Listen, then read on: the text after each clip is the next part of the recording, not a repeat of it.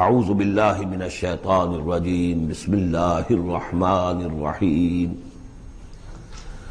سبح للہ ما فی السماوات والارض وهو العزیز الحکیم لہ ملک السماوات والارض یحیی ویمیت وهو علی کل شیء قدیر هو الاول والآخر والظاہر والباطن وهو بكل شيء علیم صدق اللہ العظیم رب اشرح لي صدری ویسر لي امری واحلل عقدۃ من لسانی یفقہوا قولی اللہم ربنا الہمنا رشدنا واعذنا من شرور انفسنا اللہم ارنا الحق حقا وارزقنا اتباعه وارنا الباطل باطلا وارزقنا اجتنابه اللہم وفقنا لما تحب وترضى وتقبل منا فإنك خير المتقبلين اللہم ارحمنا بالقرآن العظیم واجعله لنا اماما ونورا وهدى ورحمة اللہم ذکرنا منه ما نسینا وعلمنا منه ما جہلنا وارزقنا تلاوته آناء الليل واطراف النهار واجعله لنا حجة یا رب العالمین آمین۔ سورہ حدید سے قرآن حکیم میں جو مکی اور مدنی صورتوں کے 7 گروپ ہیں ان میں سے چھٹے گروپ کی مدنی صورتوں کا آغاز ہو رہا ہے۔ یہ مقام اس اعتبار سے بہت اہم ہے کہ ایک تو یہ کہ پورے قرآن مجید میں تعداد کے اعتبار سے مدنی صورتوں کا یہ سب سے بڑا گلدستہ ہے۔ سورہ حدید سے شروع ہو کر جو 27ویں پارے کی آخری صورت ہے، پھر سورہ تحریم تک کہ جو 28ویں پارے کی آخری صورت ہے، یہ مسلسل صورتیں ہیں 10۔ اگرچہ حجم کے اعتبار سے یہ زیادہ نہیں ہے، 1.25 پارے سے بھی کم، لیکن صورتوں کی تعداد کے اعتبار سے یہ مدنی صورتوں کا سب سے بڑا گلدستہ ہے قرآن حکیم میں۔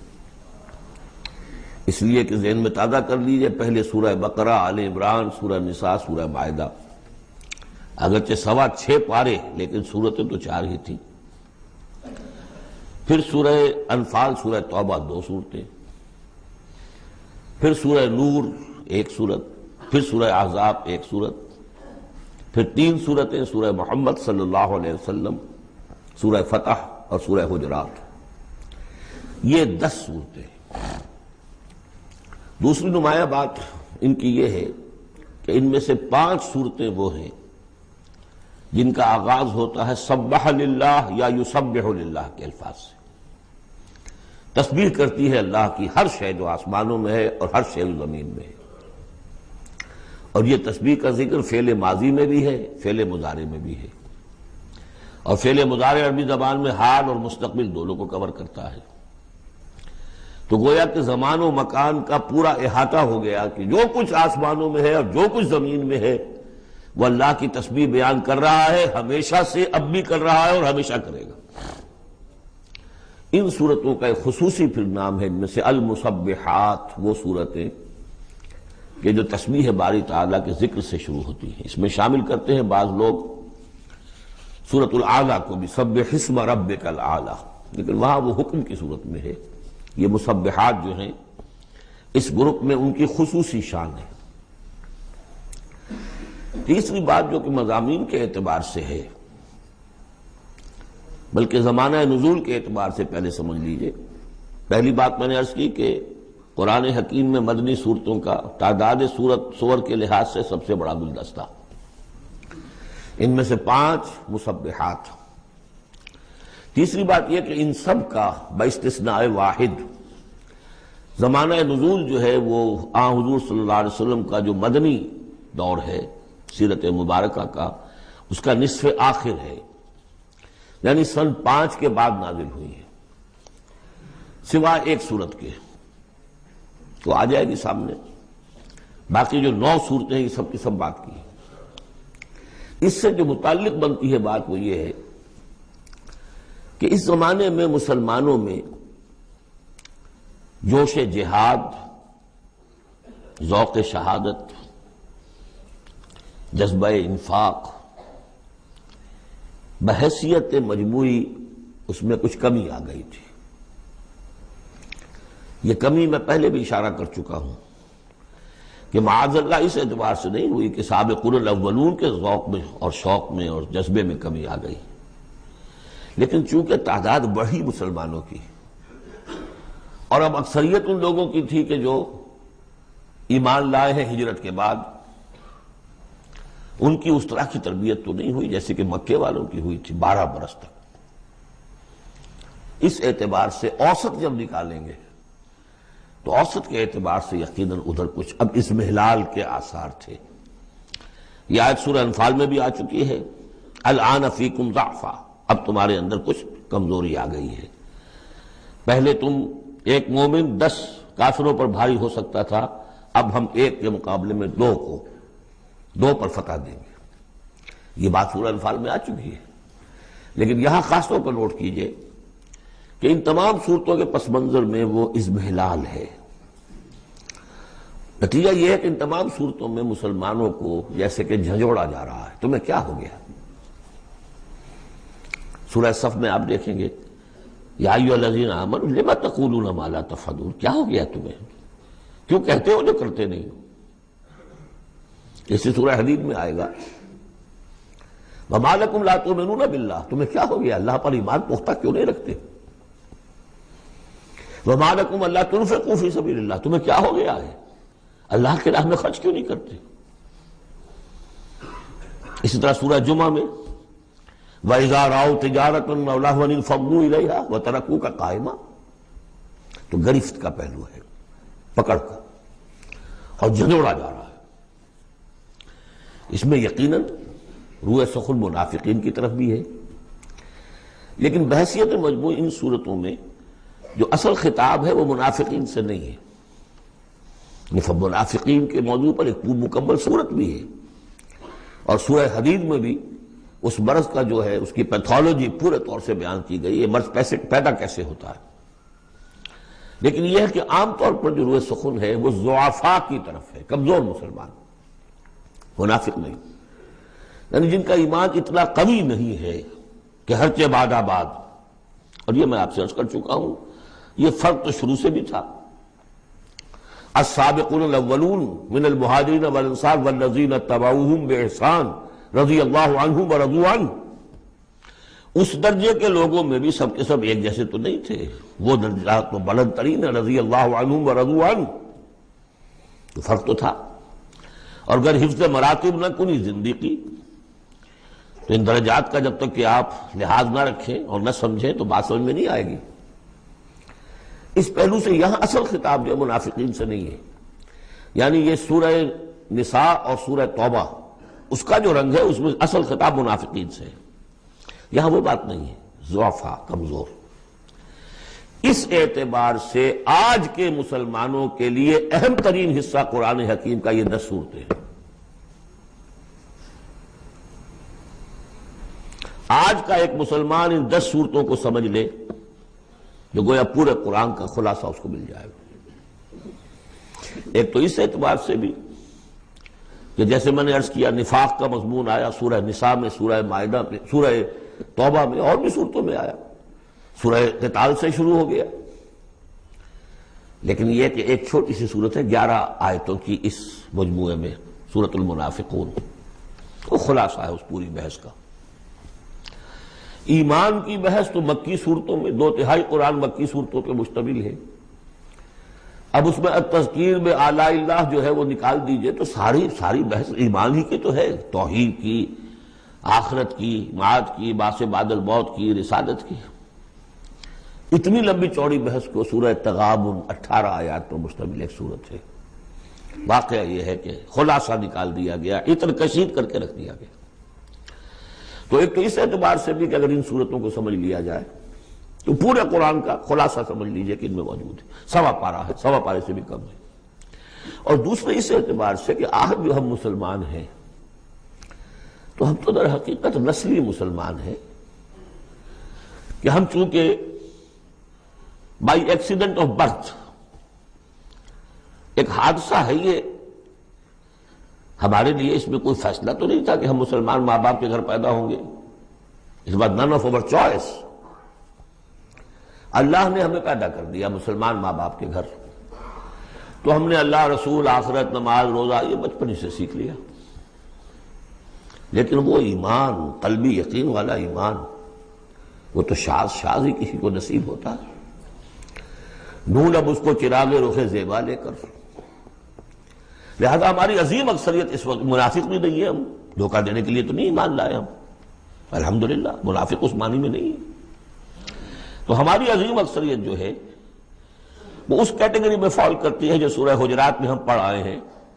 قالت الاعراب آمنا قل لم تؤمنوا ولكن قولوا اسلمنا ولما يدخل الايمان في قلوبكم. اور وہاں میں بتا چکا ہوں وہ منافقین کا تذکرہ نہیں ہے، اس لیے کہ آگے فرما دیا وَإِن تُطِيعُوا اللَّهَ وَرَسُولَهُ لَا يَلِدْكُم مِّنْ أَعْمَالِكُمْ شَيْئًا. حالانکہ بہت بڑے علماء بھی اس مغالطے میں مبتلا ہو گئے. منافقین کا تذکرہ وہ نہیں ہے. وہ مسلمان کے جو مسلمان ہیں بس ہیں مسلمان، چاہے اس وجہ سے ہے کہ پورا قبیلہ اسلام لا رہا تھا تو چلو بھائی اب چلو ہم بھی ایمان لے آئے، اور چاہے اس وجہ سے کہ ہم مسلمان ماں باپ کے گھر پیدا ہو گئے، کوئی ڈفرنس نہیں ہے. لیکن نیت میں بھی کوئی دھوکہ دینا نہیں ہے. اس وقت بھی کچھ لوگ تھے جو دھوکہ دینے کے لیے ایمان لائے تھے، وہ منافق تھے. لیکن وہ لوگ کہ جن کے دل میں نہ تو مثبت طور پر خلوص والا ایمان تھا اور نہ ہی کوئی منفی طور پر کوئی نفاق تھا، وہ تھے بین.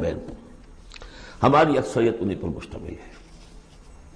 لہذا ہمارے اعتبار سے یہ قرآن حکیم کا جامع ترین اہم ترین حصہ ہے. اور یہی وجہ ہے کہ جس میں نے مطالعہ قرآن حکیم کے منتخب نصاب کا بار بار حوالہ دیا ہے، اس گروپ میں سے اس کی کئی صورتیں پوری شامل ہیں. اس کا جو چھٹا حصہ ہے وہ صرف سورہ حدید پر مشتمل ہے جو ابھی ہم شروع کریں گے. باقی سورہ جمعہ، سورہ صف، سورہ منافقون، سورہ تغابن، پھر سورہ تحریم کا، یہ ساری چیزیں یہ ہماری یعنی تقریباً 5 غالباً صورتیں ان 10 میں سے ہمارے اس منتخب نصاب میں شامل ہیں. ان مسبحات میں سے بھی سورہ حدید جو ہے اس کو کہیے کہ ام المسبحات، اہم ترین صورت، بلند ترین صورت. اور میں تحدیثاً للنعمہ عرض کر رہا ہوں کہ بارہا میں نے یہ کہا ہے کہ اللہ کا بہت بڑا فضل و کرم مجھ پر ہوا ہے کہ میں یہ بھی کہہ سکتا ہوں کہ اللہ نے یہ صورت مجھے عطا فرمائی ہے. اس پر میرا غور و فکر، سوچ بچار 50s سے شروع ہو چکا تھا، آج سے 40 سال سے بھی پہلے. اور اللہ تعالیٰ نے مجھے انشراح دیا اس صورت کے بارے میں، اور اس کے حوالے سے اب اس کے دروس میرے 15 گھنٹے پر بھی ہیں، اس کے بھی کیسٹس ہیں، ان کے بھی ویڈیوز ہیں. ظاہر بات ہے کہ اب مجھے اس وقت 1 گھنٹے میں اس کو مکمل کرنا ہے. اس میں جو مباحث ہیں عظیم، ان میں سے تو ایک چاہتا ہے کہ عظیم لیکچر اس پر ہو. بہرحال آج جتنا کچھ بھی ہو سکے گا ہوگا. باقی اس سے اگر آپ میں شوق پیدا ہو جائے تو ایک تو یہ کہ 6 گھنٹے کے شاید ہیں یا 5 گھنٹے کے کیسٹ بھی ہیں اس کے، اور یہ کہ 15 گھنٹے کے کیسٹ بھی ہیں اور ویڈیوز بھی ہیں غالباً اس کے. بہرحال چلیے بس اس کی تمجید کافی، اس سے زیادہ وقت ہم صرف نہیں کر سکتے. سبح للہ ما فی السماوات والارض، تسبیح کرتی ہے اللہ کی ہر وہ شے جو آسمان میں ہے اور زمین میں ہے. وہو العزیز الحکیم، اور وہ زبردست ہے، کمال حکمت والا. آگے چل کر دیکھیے گا کہ اس میں پھر اضافہ ہوگا، سبح للہ ما فی السماوات وما فی الارض، اور ایمفیسس. پھر آئے گا یسبح للہ ما فی السماوات والارض، پھر آئے گا یسبح للہ ما فی السماوات وما فی الارض. تو یہ مضمون جو ہے ان صورتوں کا بہت اہم ہے. یہ تسبیح سے مراد کیا ہے؟ ایک تسبیح تو وہ ہے کہ جو ہماری سمجھ میں آتی ہے. میں نے پہلے بھی عرض کیا تھا کہ تصویر کوئی ہو تو وہ مصور کے کمال فن یا اناڑی پن کا گویا کہ اپنے زبان سے اظہار کر رہی ہے. آپ دیکھتے کہتے ہیں کسی اناڑی کی بنائی ہوئی تصویر ہے، یا آپ کہیں گے صاحب کسی بڑے ماہر فن مصور نے بنایا. گویا کہ تصویر اپنے مصور کے کمال فن یا اس کی عدم مہارت پر دلالت کر رہی ہے.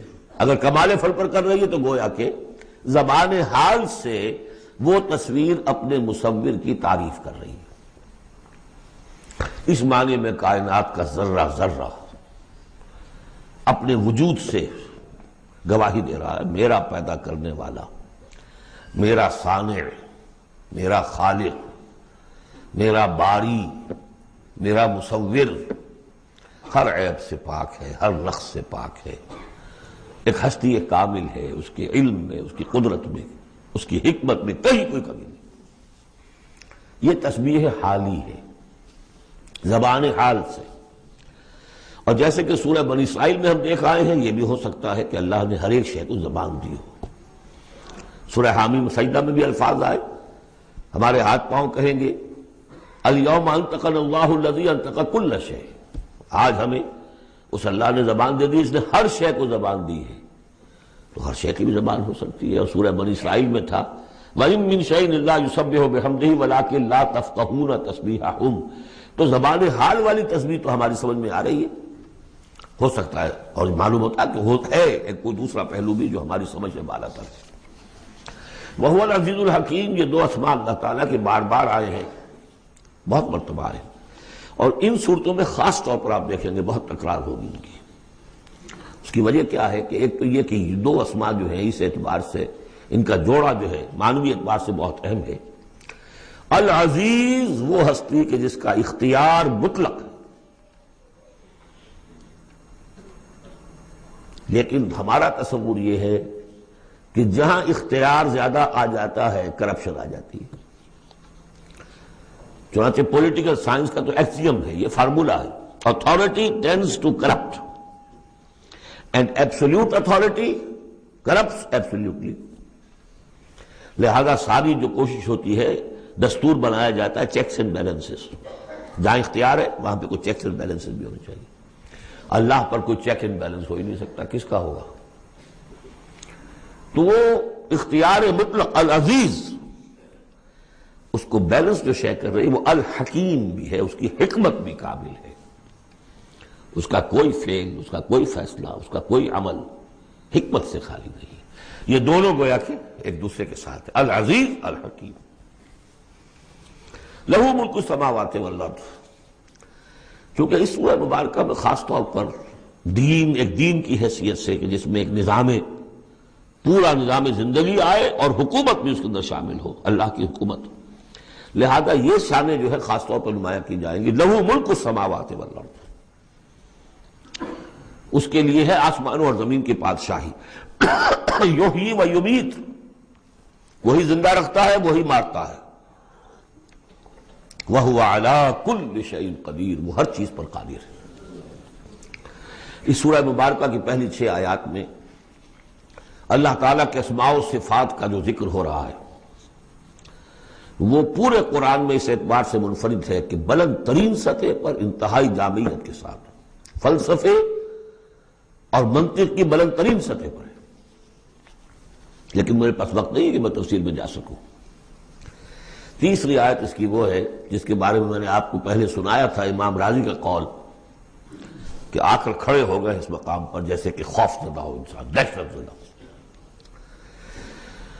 هو الاول والآخر والظاہر والباطن وهو بكل شيء علیم، وہی اول ہے، وہی آخر ہے، وہی ظاہر ہے، وہی باطن ہے۔ کیا سمجھے اس کو؟ وہی وہ ہے،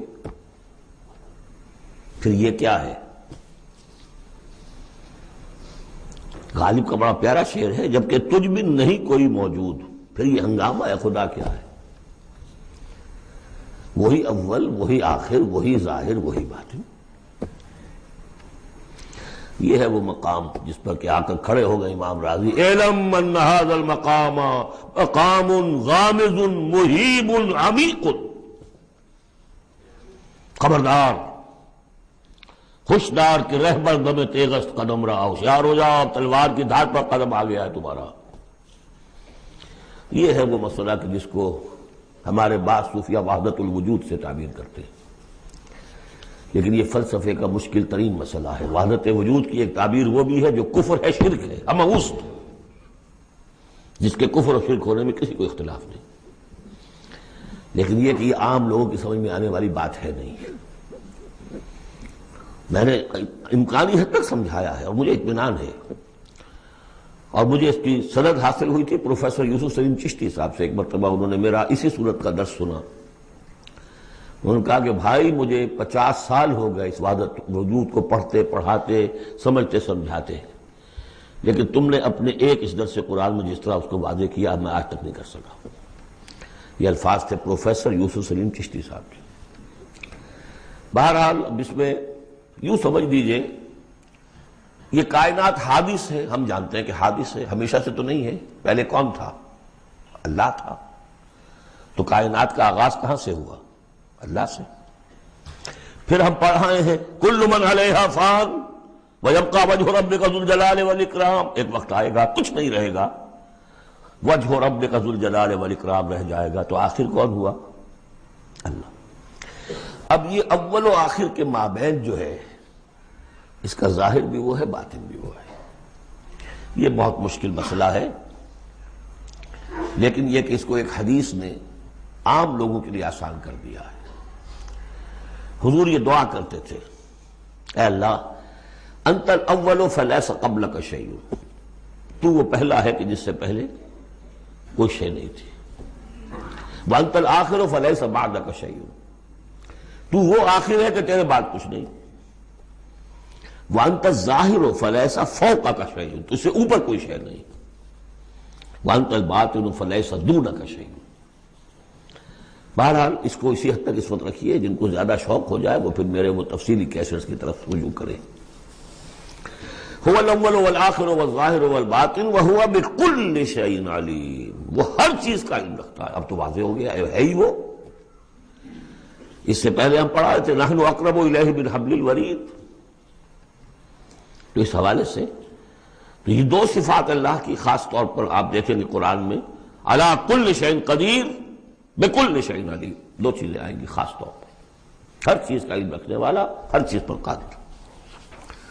هو الذی خلق السماوات والارض فی ستۃ ایام، وہی ہے جس نے بنائے آسمان اور زمین 6 دنوں میں، ثم استوى علی العرش، پھر متمکن ہوا تخت حکومت پر، عرش پر۔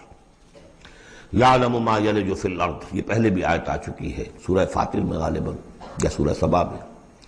وہ جانتا ہے جو کچھ کے داخل ہوتا ہے زمین میں، وما یخرج منہا، جو کچھ نکلتا ہے اس سے، وما ینزل من السماء، اور جو کچھ اترتا ہے آسمان سے، وما یعرج فیہا، اور جو چڑھتا ہے اس میں، وَهُوَ مَعَكُمْ، ویسے پانی بھی اترتا ہے، بخارات بھی چڑھتے ہیں، فرشتے اترتے ہیں احکام خداوندی لے کر، اور پھر وہ چڑھتے ہیں، یا تو انسانوں کی جانیں لے کر بھی چڑھ رہے ہوتے ہیں، یا یہ کہ جو بھی یہاں پر ہو رہا ہے اس کی رپورٹس لے کر چڑھتے ہیں۔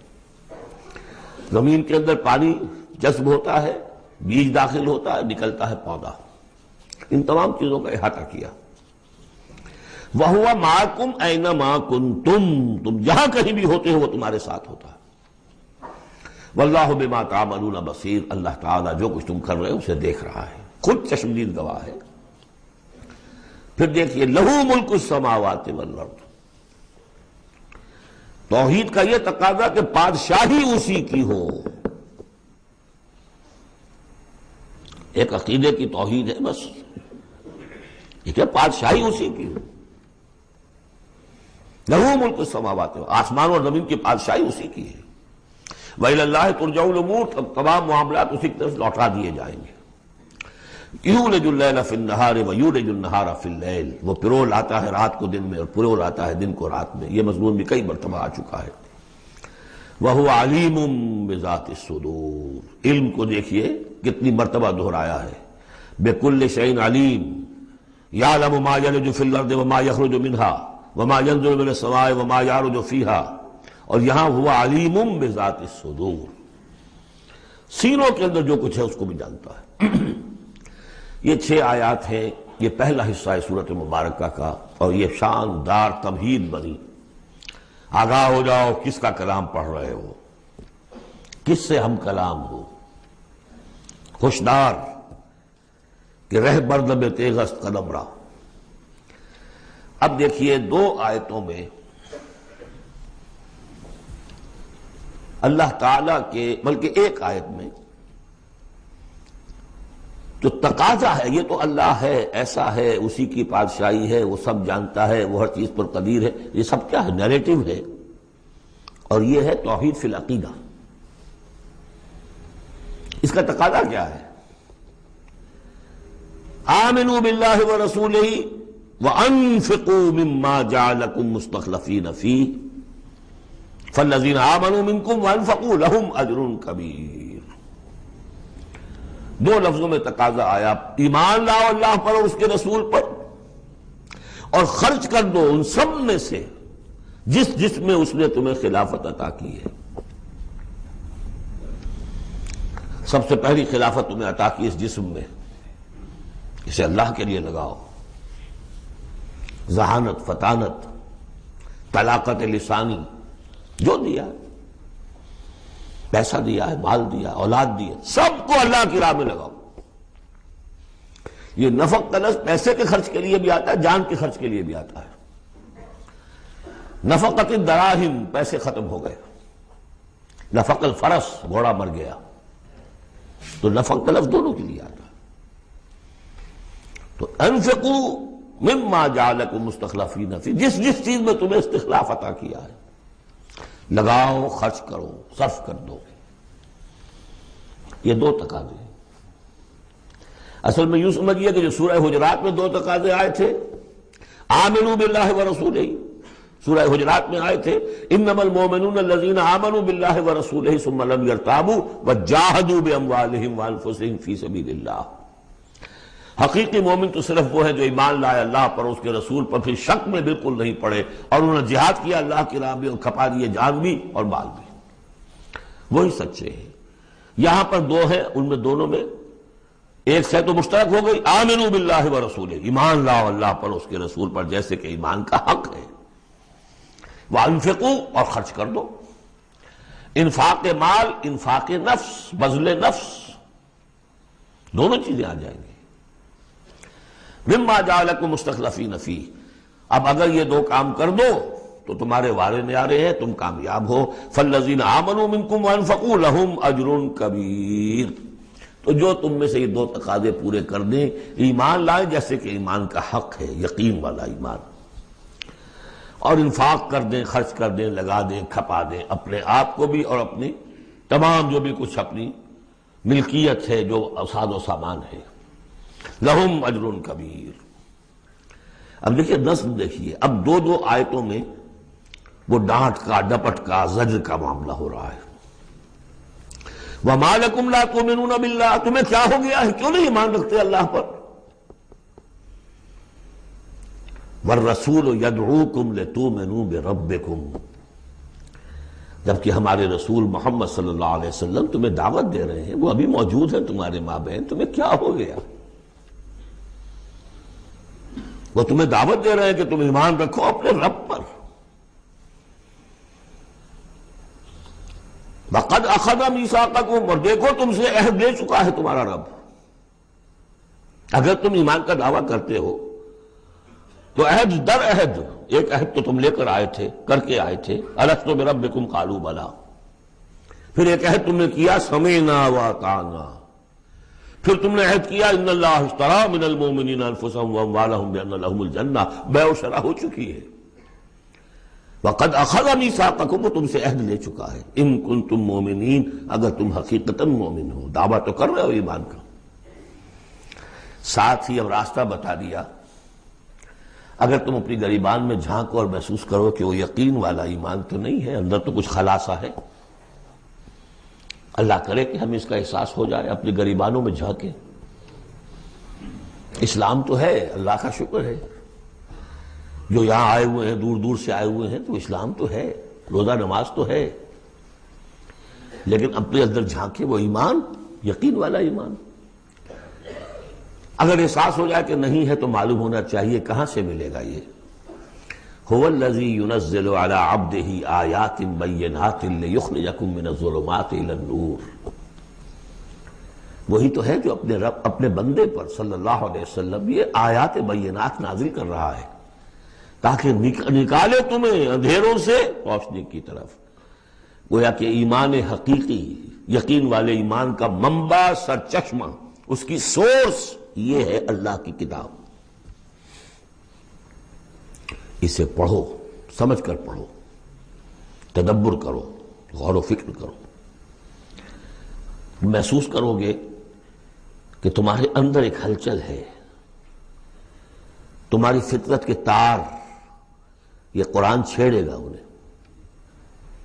نغمے بیتاب ہے تاروں سے نکلنے کے لیے، ایک ذرا چھیڑ تو دے زخمہ مضراب حیات. اور اس سے خود تمہارے اندر سے ابھر کر ایمان اندر سے ابھرے گا. تمہارے اندر ہے، سویا ہوا ہے، تمہاری روح میں ہے، ڈورمنٹ ہے، صرف ایکٹیویٹ کرنے کی بات ہے. اور یہ آیات قرآنیہ انہیں ایکٹیویٹ کرتی ہیں. هو الذی ينزل على عبده آیات بینات لیخرجکم من الظلمات الى النور وان اللہ بکم لرؤوف رحیم. اور یقیناً اللہ تمہارے حق میں بہت رؤوف اور رحیم ہے. اب آپ نے دیکھ لیا سورس جو ہے اس ایمان کا وہ کیا ہے، قرآن. سورہ شورى میں ہم دیکھ آئے ہیں خود حضور کو کہاں سے ملا. وَكَذَلِكَ أَوْحَيْنَا إِلَيْكَ رُوحًا مِّنْ أَمْرِنَا مَا كُنْتَ تَدْرِي مَا الْكِتَابُ وَلَا الْإِيمَانُ وَلَكِنْ جَعَلْنَاهُ نُورًا نَهْدِي بِهِ مَن نَّشَاءُ مِنْ عِبَادِنَا. اے نبی آپ کو تو معلوم نہیں تھا کتاب کسے کہتے ہیں، شریعت کسے کہتے ہیں. نہ آپ تورات سے واقف، نہ آپ انجیل سے واقف. آپ تو مکے کے امیین میں سے تھے. ایمان کسے کہتے ہیں؟ وَلَكِنْ جَعَلْنَاهُ، اس قرآن کو ہم نے نور بنا کر آپ پر اتارا ہے. وہ ایمان جو ہے اب آپ کا باطن اس سے جگمگا اٹھا ہے. اب آپ جو ہے گویا کہ اب روشنی کا مینار ہیں. اب آپ ہدایت دیں گے سیدھے راستے کی طرف. اسی کو مولانا ظفر علی خان نے کہا ہے بہت خوبصورتی لیکن بہت سادگی سے، وہ جنس نہیں ایمان جسے لے آئیں دکانیں فلسفہ سے، ڈھونڈے سے ملے گی عاقل کو یہ قرآن کے سپاہوں. اچھا ایک بات تو ہو گئی کہ تم ایمان کیوں نہیں تمہارا پختہ کیوں نہیں ہے، یہ دل میں یقین ایمان کیوں لیے پھر رہے ہو، یہ شکوک و شبہات کے کانٹے جس میں چبھے ہوئے ہیں اس ایمان کے ساتھ گزارا کیوں کر رہے ہو. اگر اس میں کمی ہے تو پہلے اس کمی کو پورا کرو. چھوڑ دو دھندے، کچھ دن نکال لو، ایک سال نکال لو اپنی زندگی میں سے کہ کم سے کم اتنی عربی سیکھ لیں کہ یہ قرآن ہمارے دلوں کے تاروں کو چھیڑ سکے. وہ اسی وقت ہوگا تیرے ضمیر پہ جب تک نہ ہو نزول کتاب، گرہ کشا ہے نہ راضی نہ صاحب کشاف. انسپیریشن قرآن سے ترجمے سے نہیں مل سکتی، ناممکن ہے. مفہوم سمجھ لیں گے، دماغ میں کچھ چیزیں آ جائیں گی، لیکن وہ جو قلب کو متحرک کرنا ہے، اس کو انسپائر کرنا ہے، وہ اسی وقت ہوگا. اب دوسری ڈانٹ، وَمَا لَكُمْ أَلَّا تُنْفِقُوا فِي سَبِيلِ اللَّهِ، تمہیں کیا ہو گیا خرچ کیوں نہیں کرتے اللہ کی راہ میں. وَلِلَّهِ مِيرَاثُ السَّمَاوَاتِ وَالْأَرْضِ، آسمان اور زمین کی ساری وراثت تو بالآخر اللہ ہی کے لیے رہ جائے گی. تمہارے پاس رہ جائیں گے یہ محل، یہ کوٹھیاں، یہ فیکٹریاں. تم آج ہو کل نہیں ہوگے، جو اگلے ہوں گے وہ بھی پھر نہیں ہوں گے. کائنات تو اسی کی ہے، وارث وہی ہے، الوارث وہی تو ہے. اور تم سینت سینت کے رکھ رہے ہو. وَمَا لَكُمْ أَلَّا تُنْفِقُوا فِي سَبِيلِ اللَّهِ. اور انفاق میں نوٹ کر لیجیے، میں بتا چکا ہوں کہ انفاق کے اندر انفاق مال بھی ہے، انفاق نفس بھی ہے. بذل نفس، جان کھپانا، وہ واضح ہو جائے گا. وَلِلَّهِ مِيرَاثُ السَّمَاوَاتِ وَالْأَرْضِ لَا يَسْتَوِي مِنْكُمْ مَنْ أَنْفَقَ مِنْ قَبْلِ الْفَتْحِ وَقَاتَلَ. برابر نہیں ہے تم میں سے وہ جنہوں نے انفاق کیا اور قتال کیا فتح سے پہلے. قتال آ گیا، جان کھپانے کے لیے میدان میں آئے. انفاق جو کہا تھا آیت نمبر 7 میں، وہ صرف مال کا نہیں، جان کا بھی ہے. اور انفاق جان جو ہے اس کا سب سے بڑا موقع کیا ہے؟ جنگ، جہاں آپ نقد جان ہتھیلی پر رکھ کر حاضر ہوتے. وہ تو اگر جان بچ جائے تو گویا کہ بونس ہے، ورنہ جو جاتا ہے جنگ میں وہ پورا رسک لے کر جاتا ہے. اب یہاں بات یہ بتائی گئی کہ جو فتح سے پہلے ایمان لائے تھے جبکہ اسلام کمزور تھا، اور انہوں نے قتال کیا اس وقت جبکہ مسلمانوں کی طاقت بہت کم تھی، ان کا درجہ اولئک اعظم درجۃ من الذین آمنوا من الذین انفقوا من بعد وقاتلوا، ان کا بہت اونچا درجہ ہے، بہت عظیم درجہ ہے ان لوگوں کے مقابلے میں کہ جنہوں نے انفاق کیا اور قتال کیا فتح کے بعد۔ وَكُلًّا وَعَدَ اللَّهُ الْحُسْنَى، اب فتح کے بعد سے صاف ظاہر ہو رہا ہے کہ یہ صورت کم سے کم سن 6 کے بعد نازل ہوئی ہے، اس لیے کہ فتح تو پہلی جو ہے وہ سن 6 میں صلح حدیبیہ کی شکل میں حاصل ہوئی ہے، اِنَّا فَتَحْنَا لَكَ فَتْحًا مُبِينًا، اور پھر جو ظاہری فتح تھی وہ تو فتح مکہ ہے، وہ سن 8 میں ہے۔ یہاں فرمایا جا رہا ہے جن لوگوں نے قتال کیا انفاق کیا فتح سے پہلے ان کا درجہ بہت بلند ہے ان سے جنہوں نے انفاق کیا اور قتال کیا بعد میں، اگرچہ کُلًّا وَعَدَ اللَّهُ الْحُسْنَى، سب سے اللہ کا وعدہ ہے بہت اچھا، وَاللَّهُ بِمَا تَعْمَلُونَ خَبِيرٌ، اور جو کچھ تم کر رہے ہو اللہ اس سے باخبر ہے۔ اب آئی پکار، اس کو اب کھلے دل سے بیدار دل سے سنیے۔ میرا خالق آپ کا خالق، میرا مالک آپ کا مالک، اس کائنات کا مالک، من ذا الذی یقرض اللہ قرضا حسنا، کون ہے وہ جو اللہ کو قرض حسنا دے؟ ہے ہمت دینے کی؟ من ذا الذی یقرض اللہ قرضا حسنا فیضاعفہ لہ، اللہ اس کے لیے اسے دگنا بھی کرتا رہے گا، وَلَهُ أَجْرٌ عَظِيمٌ، اور ان کے لیے بہت بڑا اجر بھی ہوگا۔ لگاؤ اپنی مال اللہ کے راہ میں لگاؤ اور کھپاؤ، اپنی جانیں اللہ کی راہ میں لگاؤ اور کھپاؤ، اور جان لیجئے کہ جان کا کھپنا اور مال کا کھپنا ایک یہ کہ شہادت یا موت سے پہلے تو برابر چیز ہے۔ آپ اپنی جان کی قوت، صلاحیت، ذہانت، فطانت یہ خرچ کرتے ہیں تو مال کماتے ہیں نا، اور مال آپ کے پاس ہو تو آپ جس کو چاہیں امپلائے کر لیں، ذہانت، صلاحیت، فطانت سب آپ خرید سکتے ہیں پیسے سے۔ تو اگر کسی نے وقت لگایا ہے تو مال لگایا ہے، ٹائم از منی، اپنی جان کما رہا ہے تو وہ مال لگا رہا ہے، اس لیے کہ اسی جان کو کھپا کر وہ مال کما سکتا تھا۔ اس لیے انفاق جان، انفاق مال، یہ ایک شے۔ یوم تری المومنین، اب جو نقشہ کھینچا جا رہا ہے یہ ہے وہ نقشہ جس کو ہمارے ہاں کہا جاتا ہے پل صراط۔ کوئی ایسا مرحلہ آنا ہے جہاں کفار کا تو معاملہ علیحدہ ہو چکا، کوئی بڑی چھلنی لگی تھی، کفار تو نکل چکے، اب جو دنیا میں مسلمان سمجھے جاتے تھے وہ آگے آئے ہیں۔ آپ کو معلوم ہے جہاں کرشرز لگے ہوتے ہیں، پتھروں کو توڑ کے بجری بناتے ہیں، تو اس میں مختلف سوراخوں کی وہ چھلنیاں لگی ہوتی ہیں۔ پہلے 1 انچ سے زیادہ کا پتھر جو ہے وہ علیحدہ ہو جائے گا، پھر آدھا انچ والا علیحدہ ہو جائے گا، پھر چوتھائی انچ والا علیحدہ ہو جائے گا، وغیرہ وغیرہ۔ تو وہاں پر بھی کوئی مستقل کوئی چھلنیاں، ایک چھلنی لگ چکی، کافر تو گئے، اب رہ گئے مسلمان۔ ان میں ذرا چھانٹی کرنی ہے کہ ان میں صاحب ایمان کون ہے اور منافق کون ہے۔ اس کے لیے پل صراط کوئی جگہ ہے جہاں سے گزرنا ہوگا، گپ اندھیرا ہوگا اور اس کے نیچے ہوگی جہنم، گپ اندھیرا۔ اور جن کے پاس ایمان تھا دنیا میں انہیں روشنی مل جائے گی، یہاں ان کے قلب سے روشنی نکل رہی ہوگی۔ اعمال صالحہ کیے تھے داہنے ہاتھ سے تو یہاں پہ ان کا نور ہوگا، وہ اپنی اس روشنی میں راستہ پار کر کے جنت میں پہنچ جائے گی۔ اور جن کے پاس یہ روشنی نہیں تھی، چاہے وہ مسلمانوں میں شریک تھے، چاہے مسلمانوں کے قائد ہوں، بہت بڑے قائد ہوں، لیکن اگر وہ نور ایمان سے محروم تھے اور اعمال صالحہ کی کوئی پونجی نہیں تھی، انہیں روشنی نہیں ملے گی، وہ ٹھوکریں کھاتے ہوئے گریں گے اور جہنم میں جائیں گے۔ یہ ہے نقشہ۔ یہ نقشہ یہاں پر تفصیل سے کھینچا گیا ہے، پھر دوبارہ آخری جو سورت ہے سورہ تحریم، اس میں پھر اس کا تذکرہ آئے گا۔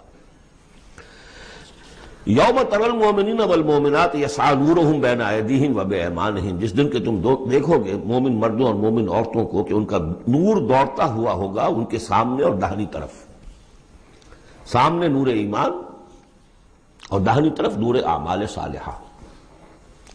بشراکم اليوم جنات تجری من تحتها الانہار خالدین فیہا، ان سے کہا جائے گا آج تمہارے لیے بشارت ہے ان جنتوں کی جن کے نیچے نہریں بہہ رہی ہیں اور تم رہو گے اس میں ہمیشہ ہمیشہ، ذالک هو الفوز العظیم، یقیناً یہی بہت بڑی کامیابی ہے۔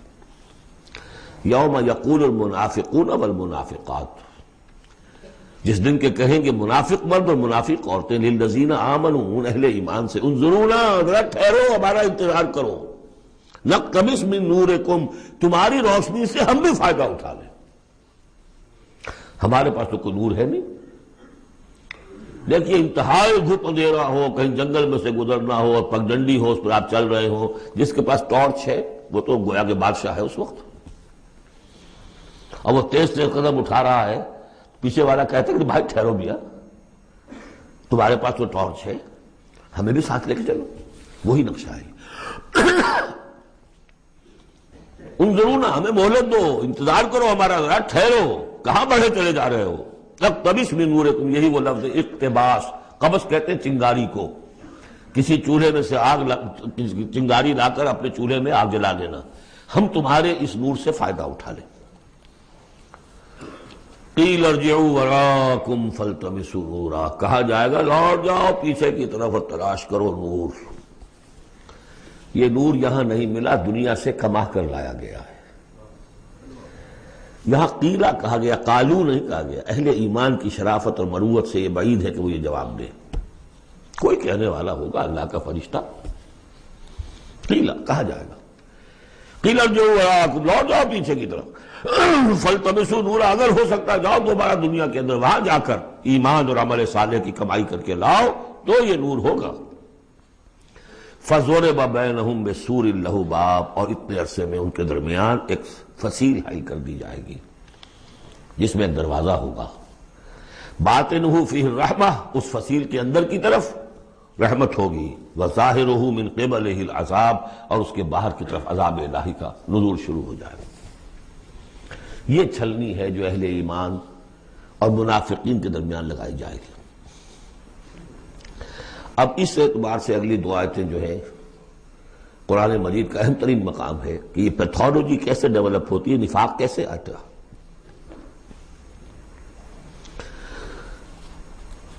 ینادونہم الم نکن معکم، وہ منافق کہیں گے اے مسلمانوں کیا ہم تمہارے ساتھ نہ تھے؟ تمہارے ساتھ مسجد نبوی میں ہم نمازیں پڑھتے تھے، عیدیں پڑھتے تھے، ہم تمہارے ساتھ تھے۔ الم نکن معکم، کیا ہم تمہارے ساتھ نہ تھے؟ قالوا بلا، اب وہ کہیں گے ہاں تھے تو ہمارے ساتھ کیوں نہیں تھے؟ ولکنکم فتنتم انفسکم، تم نے اپنے آپ کو فتنے میں ڈالا۔ فتنہ کیا ہے؟ انما اموالکم واولادکم فتنہ، مال اور اولاد سے ضرورت سے زیادہ محبت، اگر اللہ اور اس کے رسول اور اس کی راہ میں جہاد سے زیادہ محبت ہے اہل و عیال سے اور مال سے، تم نے اپنے آپ کو اپنے ہاتھوں فتنے میں ڈال لیا۔ یہاں ذرا وہ آیت اب یاد کر لیجئے جو سورہ توبہ میں ہم پڑھا ہے، آیت نمبر 24، قل ان کان آباؤکم وابناؤکم واخوانکم وازواجکم وعشیرتکم واموال اقترفتموها وتجارۃ تخشون کسادها ومساکن ترضونها احب الیکم من اللہ ورسولہ وجہاد فی سبیلہ فتربصوا حتی یأتی اللہ بامرہ واللہ لا یہدی القوم الفاسقین۔ اے نبی ان سے کہہ دیجئے کہ اگر تمہیں اپنے باپ اور بیٹے اور بھائی اور بیویاں اور رشتہ دار اور وہ مال جو بڑی محنت سے جمع کیے ہیں، وہ تجارت جس کے کساد کا تمہیں اندیشہ رہتا ہے، اور وہ حویلیاں اور محل جو تمہیں بڑے محبوب ہیں، اگر ان 8 چیزوں کی محبت زیادہ ہے تمہارے دل میں اللہ اور اس کے رسول اور اس کی راہ میں جہاد کی محبت سے، تو جاؤ دفع ہو جاؤ، انتظار کرو یہاں تک کہ اللہ اپنا فیصلہ سنا دے۔ یہ ترازو کس نے ٹلٹ کی ادھر؟ یہ 8 والا پلڑا کیوں ہوا نیچے؟ کیوں نہیں یہ 3 والا نیچے گیا؟ یہ تمہارا فیصلہ ہے، اٹ واز یور چوائس، لہذا فتنتم انفسکم، تم نے خود اپنے آپ کو فتنے میں ڈالا، اور یہ فتنے میں جب ڈالا وتربصتم، نتیجہ تربص نکلا، وہی جو آیت ختم ہوئی آیت نمبر 24 سورہ توبہ کی، فتربصوا، گو مگو میں آدمی مبتلا ہو جاتا ہے، چلوں نہ چلوں، بڑھوں نہ بڑھوں، قدم بڑھاتا ہوں تو یہ خطرات آتے ہیں، یہ مصیبتیں آتی ہیں، رک جاتا ہوں تو باز پرس ہوتی ہے، پوچھا جائے گا اچھا چلو جھوٹ بول کے جان بچا لوں گا، اس سے آگے بڑھنا شروع ہوتا ہے بس۔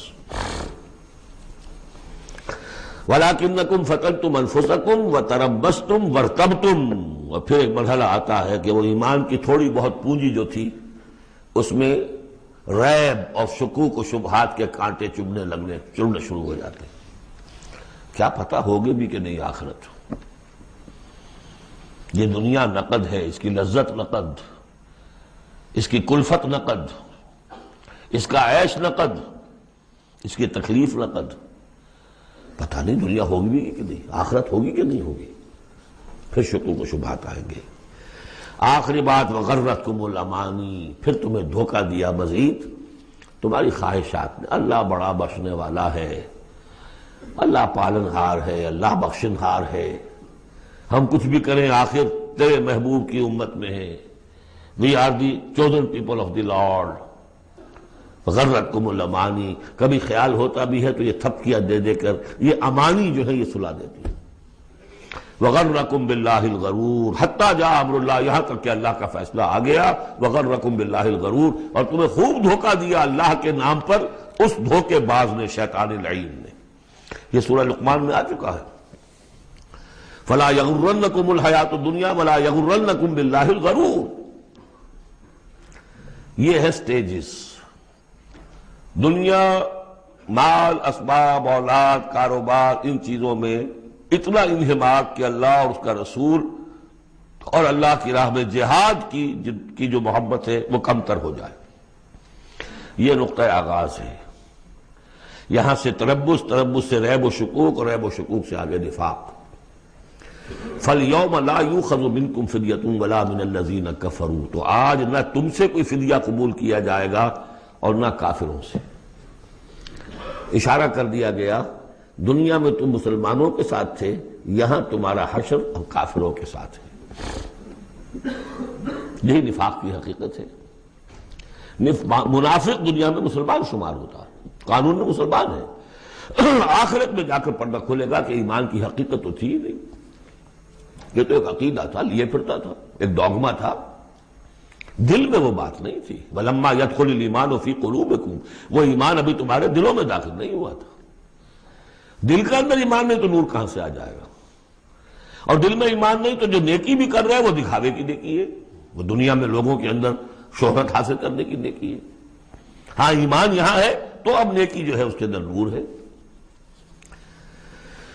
فَالْيَوْمَ لَا يُؤْخَذُ مِنْكُمْ فِدْيَةٌ وَلَا مِنَ الَّذِينَ كَفَرُوا مَأْوَاكُمُ النَّارُ وَهِيَ مَوْلَاكُمْ وَبِئْسَ الْمَصِيرُ۔ اب تو تمہارا ٹھکانہ تو آگ ہی ہے، اور وہ بہت برا ٹھکانہ ہے۔ وہی تمہاری مولا ہے، غم خار ہے، دم ساز ہے۔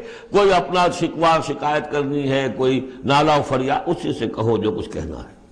بئس المصیر، اور وہ بہت برا ٹھکانہ ہے۔ اب یہ سب کچھ اگر آپ نے سن لیا تو اب یہ آپ سے ایک اور سوال اللہ تعالیٰ کر رہے ہیں۔ الم یعن للذین آمنوا ان تخشع قلوبہم لذکر اللہ وما نزل من الحق، کیا وقت آ نہیں گیا اہل ایمان کے لیے کہ ان کے دل جھک جائیں اللہ کی یاد میں اور اس کے سامنے کے جو حق میں سے نازل ہو چکا ہے؟ یاد ہے اس قرآن کے بارے میں سورہ بنی اسرائیل میں کیا پڑھا تھا؟ وَبِالْحَقِّ أَنزَلْنَاهُ وَبِالْحَقِّ نَزَلَ، ہم نے اس کو نازل کیا حق کے ساتھ اور یہ نازل ہوا ہے حق کے ساتھ۔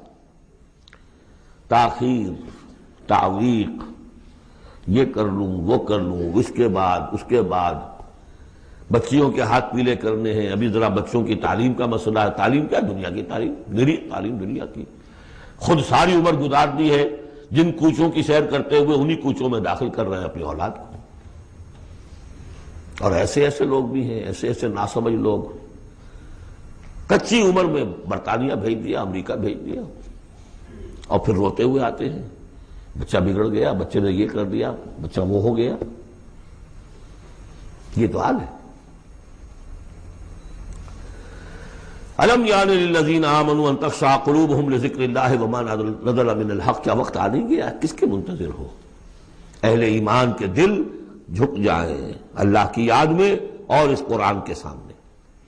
وَلَا يَكُونُوا كَالَّذِينَ أُوتُوا الْكِتَابَ مِنْ قَبْلُ، نہ ہو جائیں ان لوگوں کے مانند جنہیں کتاب دی گئی تھی پہلے۔ فَطَالَ عَلَيْهِمُ الْأَمَدُ، تو جب ان پر ایک طویل مدت گزر گئی، فَقَسَتْ قُلُوبُهُمْ، تو ان کے دل سخت ہو گئے۔ یاد ہے سورہ بقرہ کی آیت؟ ثُمَّ قَسَتْ قُلُوبُكُمْ فَهِيَ كَالْحِجَارَةِ أَوْ أَشَدُّ قَسْوَةً، پھر پتھروں کی طرح سخت، اس سے بھی زیادہ سخت۔ وَكَثِيرٌ مِّنْهُمْ فَاسِقُونَ، اور ان کی اکثریت اب فاسقوں پر، فاجروں پر مشتمل ہے۔ دیکھ لو ایک راستہ وہ ہے. اب بھی نہ مڑو گے، اب بھی نہ توبہ کرو گے، اب بھی نہ باز آؤ گے، تو پھر دیکھ لو نشان عبرت کے طور پر وہ موجود ہے قوم. ثم قست قلوبکم فہی کالحجارۃ او اشد قسوۃ.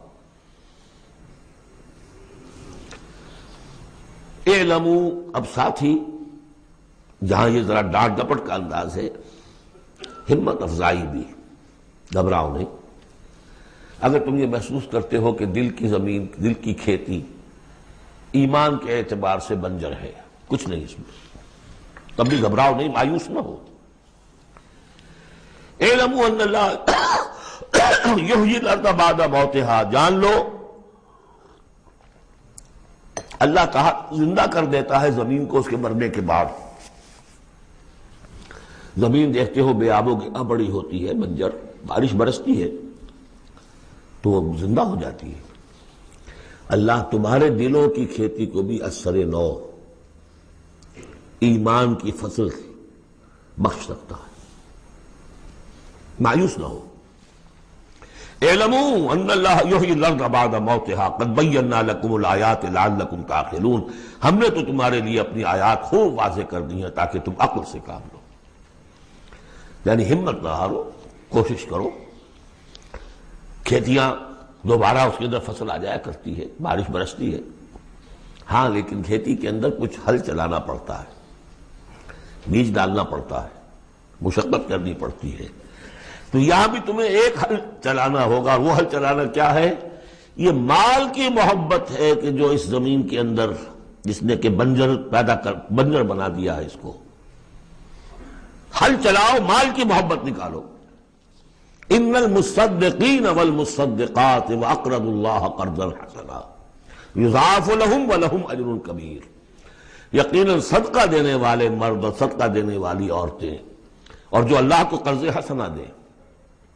یہ میں بتا چکا ہوں سورہ بقرہ میں جب ہم پڑھ رہے تھے 2 رکوع کہ اللہ کے لیے، دین کے لیے، اللہ کی رضا جوئی کے لیے خرچ کرنے کی 2 مدیں ہیں. ایک انسانوں میں سے غرباء، مساکین، یتیموں، بیواؤں، بیماروں، مسافروں اور مقروضوں کے لیے خرچ کرنا، وہ صدقہ ہے. اس لیے زکوٰۃ کو بھی کہا صدقات، انما الصدقات للفقراء والمساکین. ایک اللہ کے دین کے لیے، اس کی دین کی نشر و اشاعت ہے، اس کے پیغام کو پھیلانا ہے، اس کی تعلیم ہے، پھر اس دین کو غالب کرنے کی جد و جہد ہے. اس کے لیے ساز و سامان چاہیے، اس کے لیے وسائل چاہیے. تو ایک ہے صدقہ، ایک ہے اللہ کے ذمہ قرض حسنہ. کیوں؟ اس لیے کہ اللہ کے دین کو غالب کرنا ہے، لہذا اس کی جد و جہد میں جو مال خرچ ہو رہا ہے اللہ اسے اپنے ذمہ قرض حسنہ کہتا ہے. یہ ہل چلانا پڑے گا. مال کی محبت اس سے نکلے گی. صدقہ دو گے، اللہ کو قرض حسنہ دو گے تو یہ جو اس نے بریک لگی ہوئی ہے، جیسے گاڑی کو بریک لگی ہوئی ہے اور آپ جو ہے ایکسلریٹر کو دبا رہے ہیں تو وہ تو لاکنگ کرے گی، وہیں کی وہیں کھڑی رہ جائے گی، چلے گی تو نہیں. کیسے چلے؟ بریک لگی ہوئی ہے. اس بریک کو کھولو پہلے. اور وہ بریک کیا ہے؟ مال کی محبت. اس کا علاج کیا ہے؟ انفاق. ان المصدقین والمصدقات واقرضوا اللہ قرضا حسنا یضاعف لهم ولهم اجر کریم والذین آمنوا باللہ ورسلہ اولئک هم الصدیقون والشہداء عند ربہم. اب آخری مرتبہ یہ صدیقیت اور شہادت کا بھی مضمون ہمارے ہاں پھر آ گیا. اگر یہ بریک کھل گیا، اب گاڑی کو چلاؤ، گاڑی چلے گی. لیکن اب مختلف طبائع کی مناسبت سے اگر تو تمہارا مزاج صدیقین والا ہے، صدیقیت کے مرتبے کو پہنچ جاؤ گے. اگر مزاج شہادت والا ہے، شہداء کے مقام کو حاصل کر لو گے. اولئک مع الذین انعم اللہ علیہم من النبیین والصدیقین والشہداء والصالحین. بریک لگی بھی ہے تو کچھ نہیں ہوگا. مال کی بریک کھولو، گاڑی چلاؤ. جو یہ کر لیں گے والذین آمنوا باللہ ورسولہ، اب ایمان اور اللہ پر اور اس کے رسول پر ایمان کا، اب یہ ایکسیلریٹر دباؤ گے تو نتیجہ کیا نکلے گا؟ اولئک ھم الصدیقون والشہداء عند ربہم. انہی میں سے صدیق ہوں گے، انہی میں سے شہداء ہوں گے ان کے رب کے پاس. لہم اجرہم ونورہم، ان کے لیے ہوں گے ان کا اجر اور ان کا نور. اجر بھی ملے گا، نور بھی ملے گا۔ نور وہ جو آخرت میں ملنا ہے، میدان حشر میں ملنا ہے، پل صراط پر گزرنے کے لیے ملنا ہے، اور اجر وہ ہے جو جنت میں داخل ہو کر ملے گا۔ لہم اجرہم ونورہم والذین کفروا وکذبوا بآیاتنا اولئک اصحاب الجحیم، اور جن لوگوں نے کفر کیا اور ہماری آیات کو جھٹلایا یہ لوگ ہیں جہنمی۔ اعلموا انما الحیاۃ الدنیا لعب ولہو وزینۃ وتفاخر بینکم وتکاثر فی الاموال والاولاد۔ اب جو چیز بریک تھی اس کو سمجھ لو، بریک کی حقیقت کیا ہے؟ دنیا کی محبت۔ جان لو کہ یہ دنیا کی محبت کیا ہے اس کے سوا کہ کچھ عرصہ کھیل کود میں گزرتا ہے، لعب۔ بچپن میں اور کسی چیز سے کوئی دلچسپی نہیں ہوتی۔ باپ کا کاروبار ٹھیک چل رہا ہے کہ نہیں چل رہا ہے، بچوں کو اس سے کیا غرض؟ انہیں تو اپنا کھیل کود کرنا ہے۔ لہو، ذرا سا ٹین ایج آئی تو اب کھیل معصوم کھیل نہیں رہتا، اس میں کچھ سینشول گریٹیفیکیشن شروع ہو جاتی ہے، لو۔ اور اسی وقت جو ہے زینت، بناؤ سنگھار بہت ہوتا ہے، بہت اس ایج میں مردوں کو بھی خیال ہوتا ہے ٹھیک ٹھاک لباس ہو، پورا جو ہے ہمارے فیشن کے مطابق ہو، ویری سینسٹیو۔ اس کے بعد ذرا عمر بڑھتی ہے، تفاخر بینکم، اب فخر، نسل پر فخر، مال پر فخر، دولت پر فخر، اور فخر میں بڑھ جانا، جیسا کہ ہمارے ہاں پٹھانوں میں خاص طور پر ہے کہ اب وہاں جو دوسرا سردار ہے وہاں پر وہ نئی کار لے آیا ہے، اب یہ کیسے رہ جائے گا؟ اسے بھی لانا چاہے اپنی زمین بیچے، کچھ کرے، اس سے اگلے ماڈل کی کار لا کے کھڑے نہیں کرے گا تو پھر جینا بیکار ہو گیا۔ تفاخر بینکم۔ لیکن جب ذرا زندگی ذرا اور ڈھلی، تکاثر فی الاموال والاولاد، کثرت سے مال اور اولاد۔ اس کے بعد یہ ہے، ایک سٹیج پر تو یہ ہوتا ہے کہ مونچھ نیچی نہ ہو چاہے سب کچھ چلا جائے، اور اگلی سٹیج پر یہ ہوتا ہے کہ مونچھ نیچی کیا، شیو بھی ہو جائے تو کوئی بات نہیں، مال آنا چاہیے۔ یہ عجیب آیت ہے، انسانی زندگی کے یہ نفسیاتی مراحل ہیں، بہت کم لوگوں نے سمجھا اس آیت کو۔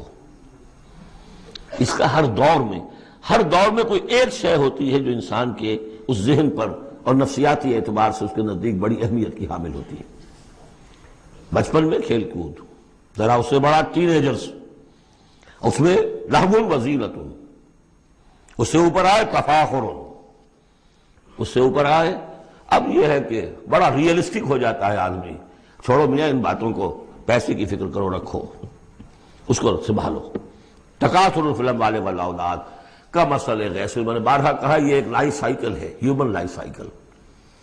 وہی لائف سائیکل آپ کو ملتی ہے باٹنی میں، نباتات میں، کا مسئلہ غیث، جیسے کہ بارش برستی ہے، اعجب الکفار نباتہ، تو جو کسان ہوتے ہیں اس سے جو روئیدگی کھیتی اپجتی ہے اس کو بڑی اچھی لگتی ہے، ثم یہیج، پھر وہ کھیتی اپنی پوری قوت پر آتی ہے، فتراہ مصفرا، پھر دیکھتے ہو وہ زرد ہو جاتی ہے، ثم یکون حطاما، پھر کھیتی کٹ جاتی ہے اور چورا چورا کہیں جو ہے وہ توڑی کے ٹکڑے پڑے رہ جاتے ہیں۔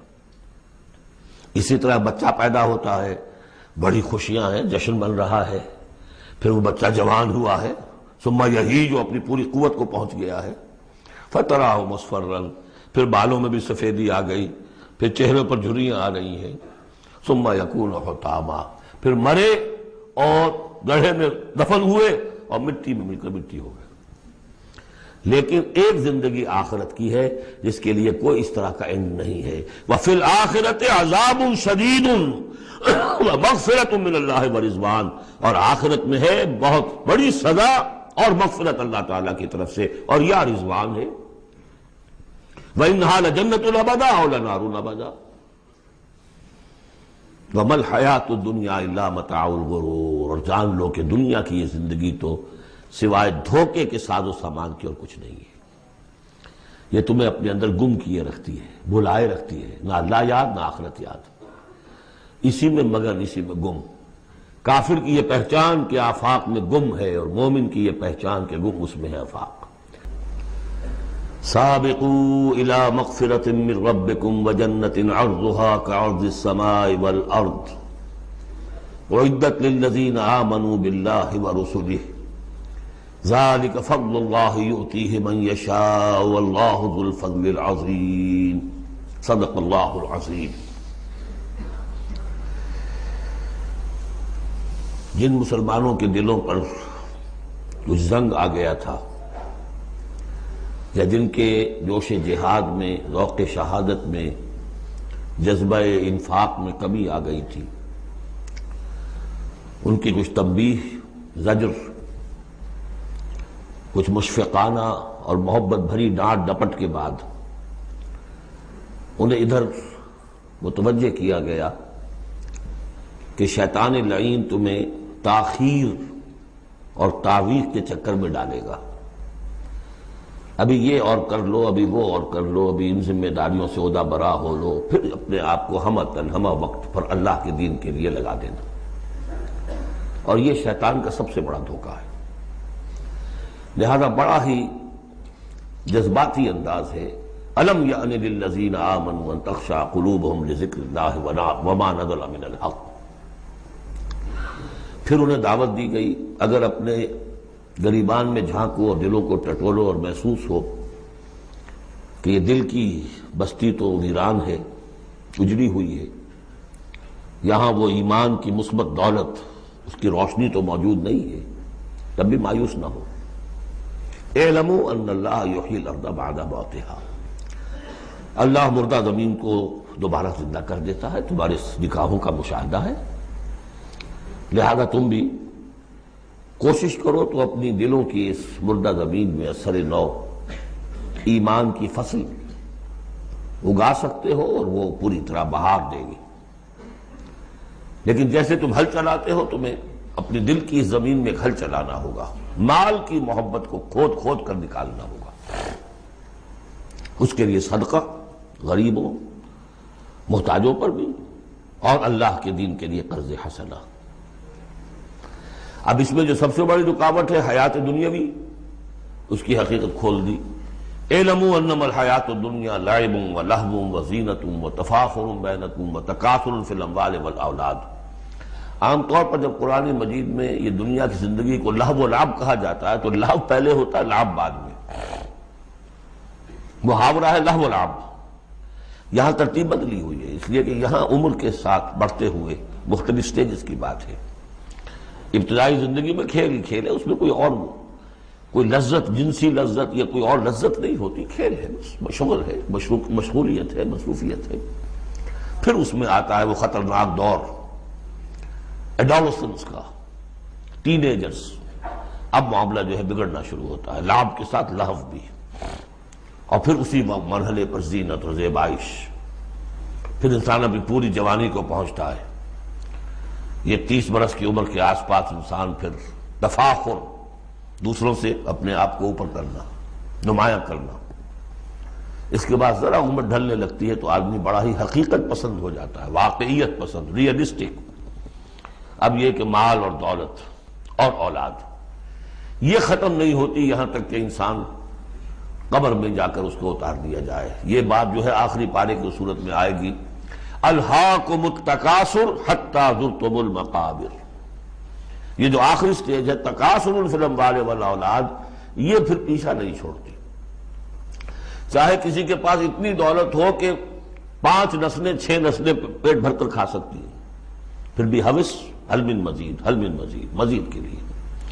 چاہے پاؤں جو ہے ظاہری طور پر بھی نظر آ رہا ہے کہ قبر کے اندر لٹکا کے بیٹھا ہوا ہے بڈھا یہ، لیکن مال کی حوث، دولت کی حوث یہ کبھی ختم نہیں ہوتی۔ الہاکم التکاثر حتی زرتم المقابر۔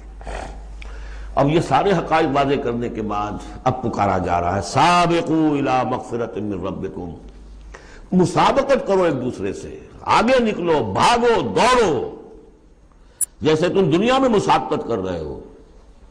اس کے ہاں یہ آ گیا، میرے ہاں کیوں نہ ہو؟ اس کے ہاں اتنا بڑا ٹی وی آ گیا، میرے ہاں کیوں نہ ہو؟ میرے بچے کیا کریں گے؟ جائیں گے وہاں دیکھیں گے، ان میں تو انفیورٹی کمپلیکس پیدا ہو جائے گا، فلاں ہو جائے گا، یہ ہو جائے گا۔ تو تم مسابقت کر رہے ہو دنیا میں، کہ جستجو ہے کہ خوب سے ہے خوب تر کہاں ہے، جستجو کہ خوب سے ہے خوب تر کہاں۔ تو یہ مسابقت تمہیں دنیا میں نہیں دین میں کرو، جنت کے حصول کے لیے کرو. سابقوا الی مغفرۃ من ربکم، ایک دوسرے سے آگے نکلو، مسابقت کرو، دوڑ لگاؤ. کس چیز کی طرف؟ اپنے رب کی مغفرت کے حصول کے لیے اور اس جنت کے حصول کے لیے. ارضھا کعرض السماء والارض، جس کا پھیلاؤ ہوگا جو آسمان اور زمین کا ہے. بعض جگہ پر سماوات بھی آیا ہے. میرا گمان یہ ہے واللہ عالم کہ جو پہلی جنت بنے گی، نزل جس کو کہا گیا، وہ تو اسی زمین پر ہوگی. لیکن پھر اب مراتب کے اعتبار سے جیسے کہا گیا کافروں کے لیے آسمان کے دروازے نہیں کھولے جائیں گے، لیکن اہل ایمان کے لیے یہ دروازے کھلیں گے. یہ جو ارب گیلیکسیز ہیں، اور ہر گیلیکسیز میں کتنے سولر سسٹم ہوں گے، اور کتنے سولر سسٹم میں کتنی زمینیں ہوں گی. اتنی ایسی زمین بھی تو ہوگی نا جیسی بالکل ہماری زمین ہے، ہر سولر سسٹم میں ہوگی. سورج سے اتنے ہی فاصلے پر، اپنے سورج سے اتنے ہی فاصلے پر جتنے فاصلے پر کہ ہماری زمین ہے. یہ ساری جو اللہ نے تیار کر رکھی کس کے لیے؟ یہ ہے کہ جو اہل جنت کے لیے. وہاں جانے کے لیے ہمیں کوئی راکٹس کی ضرورت نہیں ہوگی، اللہ تعالیٰ لے کر جائے گا. جیسے کہ جبرائیل آتے ہیں، ساتویں آسمان سے زمین پر آتے ہیں. محمد رسول اللہ ایک مرتبہ زمین سے ساتویں آسمان پر ہوا آئے ہیں. ہم بھی جائیں گے انشاءاللہ، جو بھی ہم میں سے کچھ نصیب ہوگا. کون کون سی جنت کا پھیلاؤ ہے پورے آسمانوں اور زمین کے برابر. اعدت للذین آمنوا باللہ ورسلہ، وہ تیار کی گئی ہے، سنواری گئی ہے، فرنش کی گئی ہے. اعداد کہتے ہیں کسی چیز کے لیے کسی چیز کو تیار کرنا. استعداد اسی سے بنا ہے. فلاں میں بڑی استعداد ہے. اعداد باب افعال ہے. تیار کی گئی ہے، سنواری گئی ہے، فرنش کی گئی ہے، ڈیکوریٹ کی گئی ہے. وَعِدَّتْ لِلَّذِينَ آمَنُوا بِاللَّهِ وَرُسُلِهِ، ان کے لیے جو ایمان لائے اللہ پر اور اس کے رسولوں پر. اور ذَلِكَ فَضْلُ اللَّهِ يُؤْتِيهِ مَن يَشَاءُ، یہ اللہ کا فضل ہوگا، جس کو بھی چاہے گا دے گا. وَاللَّهُ ذُو الْفَضْلِ الْعَظِيمِ، اللہ بڑے فضل والا ہے. اب ایک اور رکاوٹ جو ہوتی ہے اس راستے پر چلنے میں، راستہ یہ کیا ہے؟ اس کی ہدف آگے آ جائے گا. جہاد اور قتال اور انفاق کس کام کے لیے ہے، یہ اس سورہ مبارکہ کا کلائمیکس ہوگا جو آگے آئے گا. لیکن ایک اور رکاوٹ جو آتی ہے، یہ تکلیف آ جائے گی، یہ مصیبت آ جائے گی، یہ مسئلہ پیدا ہو جائے گا، یہ مشکل ہو جائے گی.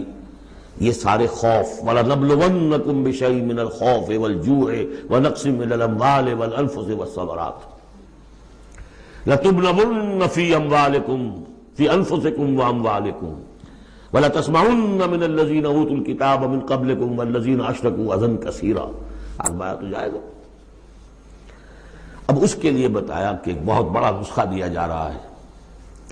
ما اصاب من مصیبت فی الارض ولا فی انفسکم، نہیں پڑتی کوئی پڑنے والی کوئی تکلیف، کوئی مصیبت، کوئی آزمائش، کوئی رنج دہ چیز، تکلیف دہ ہے، مگر الا فی کتاب من قبل، چاہے وہ مصیبت تمہاری اپنی جان پر ہو یا پوری زمین پر ہو.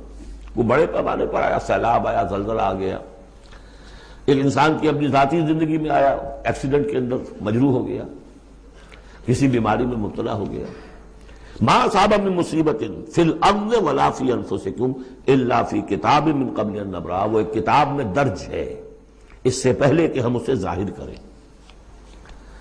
ان ذالک علی اللہ یسیر، یہ اللہ پر بہت آسان ہے. اللہ کا علم جو ہے اتنا محیط ہے ما کانا و ما یکون کو، کہ جو کچھ ہونا ہے اس کے علم میں تو پہلے سے موجود ہے. تو تم اسے بڑا عجیب سمجھو گے، بہت مشکل سمجھو گے، اللہ پر یہ آسان ہے. یہ بات تمہیں کیوں بتا دی گئی؟ اس کا ایک نتیجہ نکلنا چاہیے. لِكَيْ لَا تَعْصَوْا عَلَىٰ مَا فَاتَكُمْ، تم افسوس نہ کیا کرو، مایوس نہ ہو جایا کرو اس چیز پر جو تمہارے ہاتھ سے جاتی رہے. حوادث سے، دنیا سے کوئی چیز اگر ہاتھ سے نکل گئی، موقع ہاتھ سے نکل گیا، اب بیٹھے پچھتا رہے ہیں، پیچ و تاب کھا رہے ہیں. میں اگر اس وقت یہ کام نہ کرتا، سیدھا چلا جاتا تو میرا کام بن جاتا، یہ نہ ہوتا، اس نے یہ کام رکاوٹ نہ ڈالی ہوتی تو یہ میرا کام بن جاتا. سوائے وہ پیچ و تاب کے کچھ حاصل نہیں. اور جسے یقین ہے کہ یہ ہونا ہی نہیں تھا میرے لیے، اللہ تعالیٰ کی طرف سے یہ شاید طے نہیں تھی، بس بات ختم ہو گئی. اور اس کے میرے ہاتھ سے نکل جانے ہی میں کوئی خیر ہے. عسیٰ ان تحبوا شیئا وہو شر لکم وعسیٰ ان تکرہوا شیئا وہو خیر لکم واللہ یعلم وانتم لا تعلمون. میں تو جانتا نہیں، اللہ جانتا ہے. ما اصاب من مصیبت فی الارض ولا فی انفسکم الا فی کتاب من قبل ان نبرأها ان ذلک علی اللہ یسیر لکی لا تأسوا علی ما فاتکم ولا تفرحوا بما آتاکم. جو کچھ اللہ تمہیں دے دے اس پر اطراء مت کرو، اس لیے وہ بھی آزمائش ہے. جو دیا ہے تمہیں اس میں آزمائش ہے، اس کو اکاؤنٹ فار کرنا پڑے گا، وہ لائبلٹی ہے. آپ کو معلوم ہے بیلنس شیٹ جب بنتی ہے تو جو کیپٹل ہوتا ہے وہ لائبلٹیز کے کھاتے میں آتا ہے. اتنا مال تھا تمہارے پاس، اب بتاؤ نا کیا کیا تم نے اس میں. تو اللہ جو کچھ دیتا ہے وہ لائبلٹی ہے، اس کو اکاؤنٹ فار کرنا ہوگا قیامت کے دن. تمہیں اتنا مال دیا تھا میں نے، تم نے کیا کیا؟ تمہیں اتنی ذہانت میں نے دی تھی، تم نے کہاں لگائی؟ یہ صلاحیتیں میں نے دی تھی، کہاں خرچ کی؟ دنیا بنانے میں یا آخرت بنانے میں؟ باطل کے نظام کی چاکری کرنے میں؟ IMF کی سروس ہو رہی ہے، اتنے بلین روپے تنخواہ مل رہی ہے، ٹھیک ہے، چاکری کس کی ہو رہی ہے؟ کس کے نظام کو چلا رہے ہو؟ کس کی رتھ میں گھوڑے بن کر جتے ہوئے ہو؟ غور کرنے کی بات ہے. اب ہمیں فخر ہوتا ہے فلاں شخص ورلڈ بینک کے اتنے عہدے پر پہنچ گیا، ہمارا عزیز اور ہمارا. کس کی چاکری ہو رہی ہے؟ لیفٹیننٹ بن گیا انگریز کی فوج میں، انگریز کی فوج میں. لِكَيْ لَا تَأْسَوْا عَلَىٰ مَا فَاتَكُمْ وَلَا تَفْرَحُوا بِمَا آتَاكُمْ. جو کچھ تمہارے ہاتھ سے جاتا رہے، نکل جائے، اس پر افسوس نہ کیا کرو، اور جو کچھ اللہ تمہیں دے دے اس پر اطراء نہ کرو، سوچا کرو.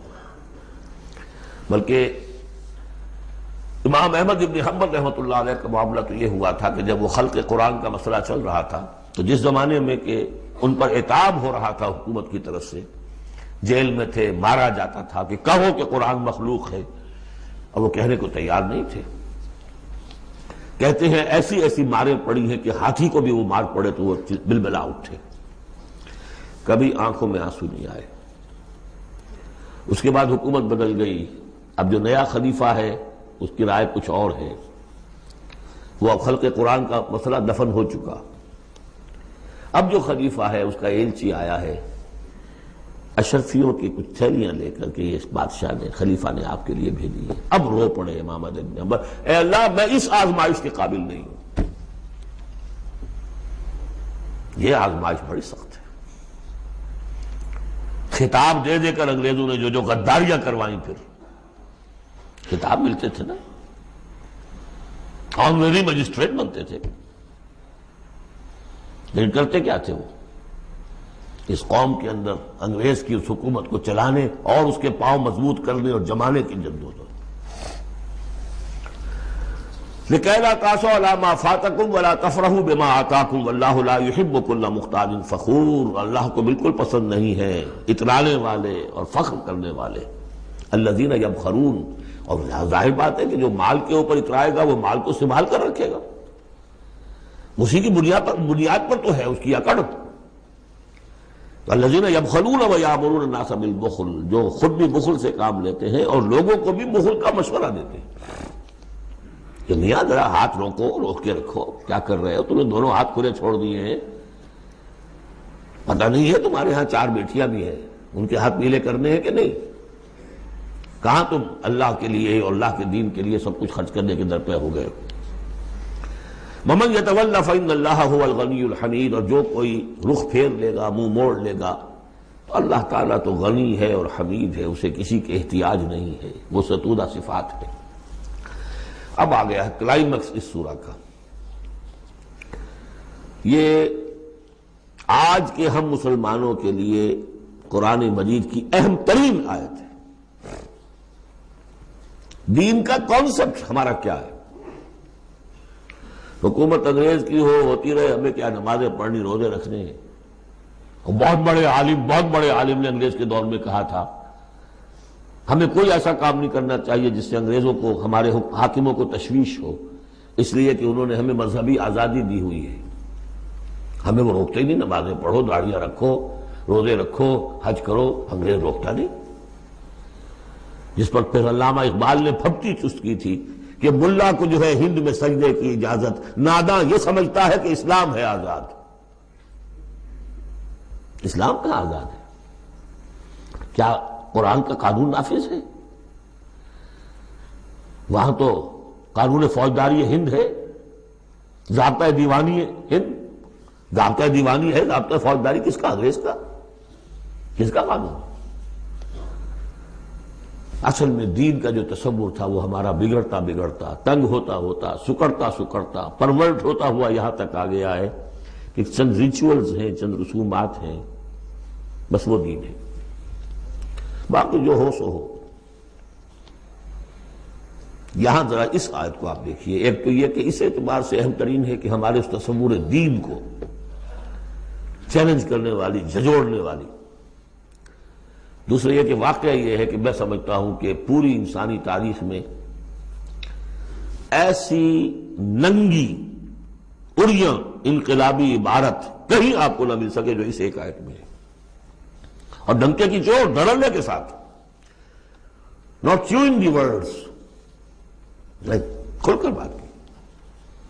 غور کیجئے کہ حرف سمجھیے، لقد ارسلنا رسلنا بالبینات، ہم نے بھیجا اپنے رسولوں کو واضح نشانیوں کے ساتھ، وَأَنزَلْنَا مَعَهُمُ الْكِتَابَ وَالْمِيزَانَ، اور ہم نے ان کے ساتھ کتاب اتاری، میزان اتاری۔ یہ سب کچھ کس لیے کیا؟ لِيَقُومَ النَّاسُ بِالْقِسْطِ، تاکہ لوگ عدل پر قائم ہوں۔ یہ قرآن اس لیے اتارا کہ اس کی قرآن خوانی کی مجلسیں ہو جائیں، یا قرات کی محفلیں ہو جائیں، یا خطاطی کی نمائشیں ہو جائیں؟ اللہ اللہ خیر سر، 40 من کا قرآن ہم نے لکھ لیا ہے سونے کے تاروں سے، بہت تیر مارا ہے۔ قرآن اس لیے نازل ہوا تھا، نظام کسی اور کا، قانون پہ راضی اوروں کے۔ مولانا ماہر القادری صاحب کا جو یہ شعر تھا، یہ مجھ سے عقیدت کے دعوے، قانون پہ راضی اوروں کے، یوں بھی مجھے رسوا کرتے ہیں ویسے بھی رلایا جاتا ہوں۔ تو قرآن اس لیے تو نہیں ہے، قرآن تو آیا جو نظام لے کر آیا اسے قائم کرو، جو میزان لے کر آیا اسے نصب کرو، جو شریعت لے کر آیا اسے نافذ کرو۔ اگر یہ نہیں تو بابا پھر سب کہانیاں، عمرے کرتے رہو ہر سال، باقی سارا دھندا سودی کاروبار، دین دین جو ہے، بلڈنگیں بناؤ، ایش کرو، ہاں عمرہ کراؤ۔ گنگا نہا آیا جیسے ہندو پاک ہو گیا، ایسے عمرہ جو ہے کرائے پاک صاف ہو گیا۔ یہ ہے آپ کا دین، آج کا دین۔ غور کر لیجیے اس کو، نظام عدل و قسط۔ پھر ذرا نوٹ کیجیے، اب تو چونکہ ہم ترجمہ قرآن کرتے ہوئے کہاں تک، آخر تک پہنچ گئے۔ آل عمران میں فرمایا اللہ کیا ہے؟ قائما بالقسط۔ سورہ نساء میں فرمایا مسلمانوں تمہیں کس لیے ہم نے اٹھایا ہے؟ یا ایھا الذین آمنوا کونوا قوامین بالقسط شہداء للہ، عدل و انصاف کو قائم کرنے والے بن کر کھڑے ہو۔ سورہ مائدہ میں فرمایا یا ایھا الذین آمنوا کونوا قوامین للہ شہداء بالقسط۔ پھر سورہ شورى تو ابھی پڑھی ہم نے، زیادہ دور نہیں ہوئی، حضور سے کہا گیا کہ کہہ دو وَأُمِرْتُ لِأَعْدِلَ بَيْنَكُمْ، مجھے حکم ہوا ہے تمہارے مابین عدل قائم کروں، میں صرف واعظ کہنے نہیں آیا۔ اللہ الذی انزل الکتاب بالحق والمیزان، یہ بھی آیت سورہ شورى میں ہم پڑھ چکے ہیں، وہی کتاب اور میزان کا لفظ یہاں بھی آ گیا ہے۔ لقد ارسلنا رسلنا بالبینات وانزلنا معهم الکتاب والمیزان لیقوم الناس بالقسط، یہ عدل جو قرآن لے کر آیا یہ نظام عدل ہے، عدل و قسط ہے، اسے نافذ کرو۔ پھر وہ ہم پڑھ چکے سورہ مائدہ میں، قل یا اہل الکتاب لستم علی شیء حتی تقیموا التوراۃ والانجیل وما انزل الیکم من ربکم، کہہ دیجئے نبی ان سے، اے کتاب والو تمہاری کوئی حیثیت نہیں ہے جب تک کہ تم قائم نہیں کرتے تورات کو اور انجیل کو، اور جو کچھ تمہارے اوپر نازل کیا گیا تمہارے رب کی طرف سے۔ یاد ہوگا کہ میں نے کہا تھا یہاں لفظ قرآن رکھ کر دیکھیے، قل یا اہل القرآن لستم علی شیء حتی تقیموا القرآن وما انزل الیکم من ربکم، اے قرآن والو تمہاری کوئی حیثیت نہیں ہے، You have no face to talk to us، ہم سے دعائیں مانگ رہے ہو، ہم تمہاری دعائیں تمہارے منہ پر دے کر مارتے ہیں۔ تم نے وہ قرآن نافذ کیا یا اس کی تلاوت کی؟ تراویح میں سن لیا، پورے رمضان میں ایک قرآن تو بڑا تیر مار دیا، کیا اس کا ایک حرف نہ سمجھاؤ؟ لقد ارسلنا رسلنا بالبینات وانزلنا معهم الکتاب والمیزان لیقوم الناس بالقسط. اور عدل کے راستے میں تو رکاوٹ ڈالیں گے وہ لوگ کہ جو ایکسپلائٹ کر رہے ہیں. جاگیردار کبھی چاہے گا کہ جاگیریں ختم ہو جائیں، وہ تو ٹیکس دینے کو تیار نہیں. آپ کہتے ہیں جاگیرداری ختم ہو جائے. ہاں کوئی ہو سکتا ہے ایسا بھی جاگیردار شریف النفس، کوئی سرمایہ دار ایسا ہو سکتا ہے شریف النفس، لیکن شاذ ہوگا وہ، کوئی ہوگا، اکثر و بیشتر تو نہیں ہوں گے. ابو بکر بھی ایمان لے آئے تھے، اونچے طبقے سے تھے. عثمان بھی ایمان لے آئے تھے، اونچے طبقے سے تھے. اکثر و بیشتر تو نہیں. اکثر و بیشتر تو ریزنٹ کریں گے، ریزسٹ کریں گے، سٹیٹس کو چاہیں گے. وہ چاہیں گے نظام کے اندر کوئی تبدیلی نہ آئے. ہمارے اس کے ساتھ مفادات وابستہ ہیں، ہمارے انٹرسٹ ہیں، ویسٹڈ انٹرسٹ. ہمیں ان سے پریولیجز ملی ہوئی ہے اس نظام سے. نظام بدلے گا تو ہم گئے. ایسے لوگوں کی سرکوبی کے لیے ہم نے لوہا بھی اتارا ہے. وَأَنزَلْنَا الْحَدِيدَ فِيهِ بَأْسٌ شَدِيدٌ. ہم نے لوہا بھی اتارا ہے. یہی ایک ہی آیت چل رہی ہے، دوسری آیت نہیں ہے یہ. اس لیے میں نے کہا تھا کہ اڑیاں ترین یہ عبارت ہے کہ انقلاب کے لیے کچھ سر کچلنے پڑتے ہیں، ورنہ نہیں انقلاب آتا. اور اس میں کوئی ریگریٹس نہیں ہے، اس میں کوئی معذرت نہیں ہے. جب یہ لوگ کہتے ہیں کہ وار فار پیس، اگر یہ کہتے ہیں کہ دنیا میں ہیومن رائٹس کے لیے ہم حملہ کر رہے ہیں، کیا مطلب ہے؟ تمہارا اپنا ایک تصور ہے، عدل انسانی کا ایک تصور ہے، اس کے لیے تم طاقت بھی استعمال کر رہے ہو، لوگوں کا گھیراؤ کر رہے ہو، انہیں آئسولیٹ کر رہے ہو، سینکشنز لگا رہے ہو. کیوں؟ کہ تمہاری مرضی کے مطابق نظام انہوں نے کیوں نہیں بنایا. تو اہل ایمان کو اللہ نے ایک نظام دیا ہے، وہ اللہ کا دیا ہوا نظام ہے، وہ عدل و قسط پر مبنی ہے. اس نظام کو قائم کرنے کے لیے وہ اگر طاقت بھی ہوگا تو استعمال کریں گے. ہاں طاقت نہیں ہے تو ٹھیک ہے، پڑے ہوئے ہیں، اس میں یہ کہ طاقت فراہم کرو، دعوت دو، لوگ جمع ہوں، اس کے لیے تن من دھن لگانے کا عہد کریں، ان کی تربیت ہو. محمد رسول اللہ کیا کر رہے تھے مکے میں 12 برس تک؟ وہ آپ نے طاقت تیار کی ہے. وہ طاقت جو ہے پھر کوڑا بن گیا جب تو کوڑا دے کر مارا ہے باطل کے اوپر. بل نقذف بالحق علی الباطل فیدمغہ. ہم باطل کے اوپر حق کو مارتے ہیں جو اس کا بھیجا نکال دیتا ہے. فاذا هو زاہق. یہی ہوا. لیکن اس دوران میں، اس پروسیس میں اہل ایمان کو جانیں دینی پڑیں گی، تکلیفیں جھیلنی ہوں گی، گھر بار چھوڑنے ہوں گے، جان و مال کے نقصانات برداشت کرنے ہوں گے. یہ ہے انقلابی عمل. وَأَنزَلْنَا الْحَدِيدَ فِيهِ بَأْسٌ شَدِيدٌ. ہم نے اتارا لوہا، اس میں بڑی جنگ کی صلاحیت ہے، ہتھیار بنتا ہے. وہ منافع للناس، لوگوں کے لیے کچھ اور منفعت بھی ہے. اصل میں تو یہ تلوار اور نیزے اور ڈھال کے لیے ہے. باقی یہ کہ چمٹا پھگنی اور توا بھی تم نے بنا لیے، چلو کوئی بات نہیں. اب تو وہ چمٹا پھگنی اور توے کا دور بھی گزر گیا. وَلِيَعْلَمَ اللَّهُ مَن يَنصُرُهُ وَرُسُلَهُ بِالْغَيْبِ. اللہ دیکھنا چاہتا ہے کہ کون ہے اس کے وہ وفادار بندے جو اس لوہے کی طاقت کو ہاتھ میں لے کر اللہ کی اور اس کے رسولوں کی مدد کرتے ہیں غیب میں ہونے کے باوجود. دین اللہ کا ہے اور اسے غالب کرنے کے لیے جو اللہ کے بندے میدان میں آ گئے گویا کہ وہ اللہ کے مددگار ہیں. یا ایھا الذین آمنوا کونوا انصار اللہ. اگرچہ دین نافذ کرنا قائم کرنا فرض منصبی محمد رسول اللہ کا ہے. هو الذی ارسل رسولہ بالہدی ودین الحق لیظہرہ علی الدین کلہ. جو ان کے انصار بن گئے، مددگار بن گئے، وہ اللہ کے مددگار، رسول کے مددگار. یہ مضمون جب آئے گا ابھی نکھر کر، اور اس ایک آیت کی شرح سمجھ لیجئے کہ جو سورہ صف میں آئے گی. اس لیے کہ یہ جو آیا ہے وہ یہ جمع کا صیغہ ہے. لقد ارسلنا رسلنا بالبینات. رسولوں کو بھیجا اور 3 چیزیں دے کر بھیجا: بینات، کتاب اور میزان. لقد ارسلنا رسلنا بالبینات 1، وانزلنا معهم الکتاب نمبر 2، والمیزان نمبر 3. تاکہ عدل پر قائم ہو۔ حضور کے بارے میں اب آیت آئی هو الذی ارسل رسولہ بالہدی ودین الحق، دو چیزیں دے کر بھیجا، تیسری نہیں۔ کیا مطلب؟ بینات اور الہدا ایک ہو گئے ہیں، کتاب اور معجزہ ایک ہو گئے، یہ قرآن ہی معجزہ ہے محمد رسول اللہ صلی اللہ علیہ وسلم کا۔ ریڈیوس ہو کر تین چیزیں محمد کے معاملے میں صلی اللہ علیہ وسلم دو رہ گئی ہیں۔ الہدا، اسی میں قانون ہے، کتاب ہے، اور یہی معجزہ ہے۔ محمد رسول اللہ کا معجزہ یہ ہے۔ ہاں، میزان مکمل ہو کر دین حق کی شکل اختیار کر چکی ہے، میزان عدل و قسط، اب دین حق۔ هو الذی ارسل رسولہ بالہدی ودین الحق لیظہرہ علی الدین کلہ ولو کرہ المشرکون۔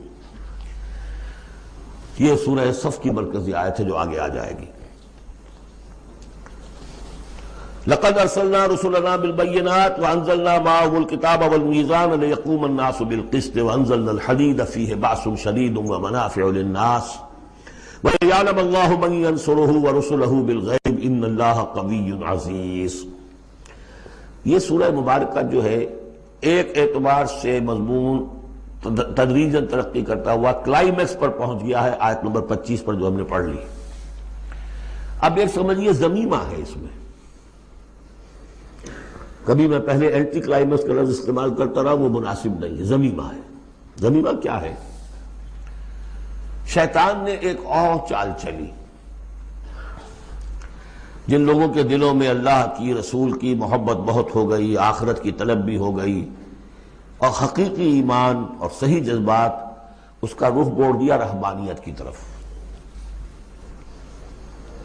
جاؤ خوب نفلیں پڑھو، خوب تپسیاں کرو، خوب عبادتیں کرو، دنیا کو چھوڑو، تاکہ دنیا میں ننگا ناچ ناچوں، اور جو اللہ کے ماننے والے ہیں وہ جا کر گپھاؤں میں اور پہاڑوں کی چوٹیوں پر اور غاروں میں جا کر تپسیاں کریں۔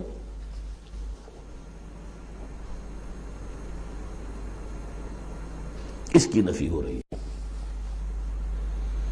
یہ راستہ نہیں ہے دین کا، اور یہ خاص طور پر ویسے یہ کہ ہندوستان میں کیوں آیا یہ مسئلہ اور کسی اور جگہ کیوں آیا، لیکن یہ کہ مونسٹسزم جو ہے، یہ خانقاہی نظام جو ہے کرسچینٹی میں ٹاپ پر پہنچا ہے، اس میں کوئی شک نہیں۔ ہسٹری آف کرسچین مونسٹسزم، یہ پوری پوری کتابیں ذخیر لکھی ہوئی، اس کی ایک مثال دے رہے ہیں کہ یہ غلطی ہوئی ہے۔ مسلمان میں ایمان باللہ، ایمان بالآخرہ پیدا ہو تو وہ دنیا کی مجدھار میں رہ کر نظام کو صحیح کرے، نظام کو ٹھیک کرتے ہوئے بھوک بھی آئے گی برداشت کرے۔ مجرد روزے رکھ کے جو کچھ کرنا ہے تمہیں، وہ تم جہاد میں بھوک جھیلو، وہ پروڈکٹیو ہوگی، اس سے باطل اور ناانصافی کا خاتمہ ہوگا۔ اور تم کہیں خانقاہوں کے اندر روزے رکھ رہے ہوگے، اس سے دنیا کو کوئی فائدہ نہیں ہوگا۔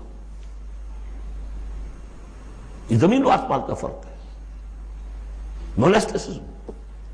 یہی وجہ ہے کہ اسلام میں بھی جب بادشاہت آ گئی، ملوکیت کا جب آ گیا تو راستہ بڑھ گیا، باقی اب جاؤ چلے کھینچو، خانقاہیں آباد کرو، راج کرے گا خالصہ، سلاطین ہوں گے، امراء ہوں گے، راج وہ کریں گے۔ ہاں، تمہاری خانقاہ کو ہم اتنے گاؤں دے دیتے ہیں، اس کی آمدنی تمہاری خانقاہ پر صرف ہوگی، جو تمہارے مرید وغیرہ آئیں اور وہاں لنگر چلتا رہے، اس کے لیے کھانا ہو جائے۔ لیکن یہ حکومت کے معاملات جو ہیں ان کے بارے میں بات نہ کرنا۔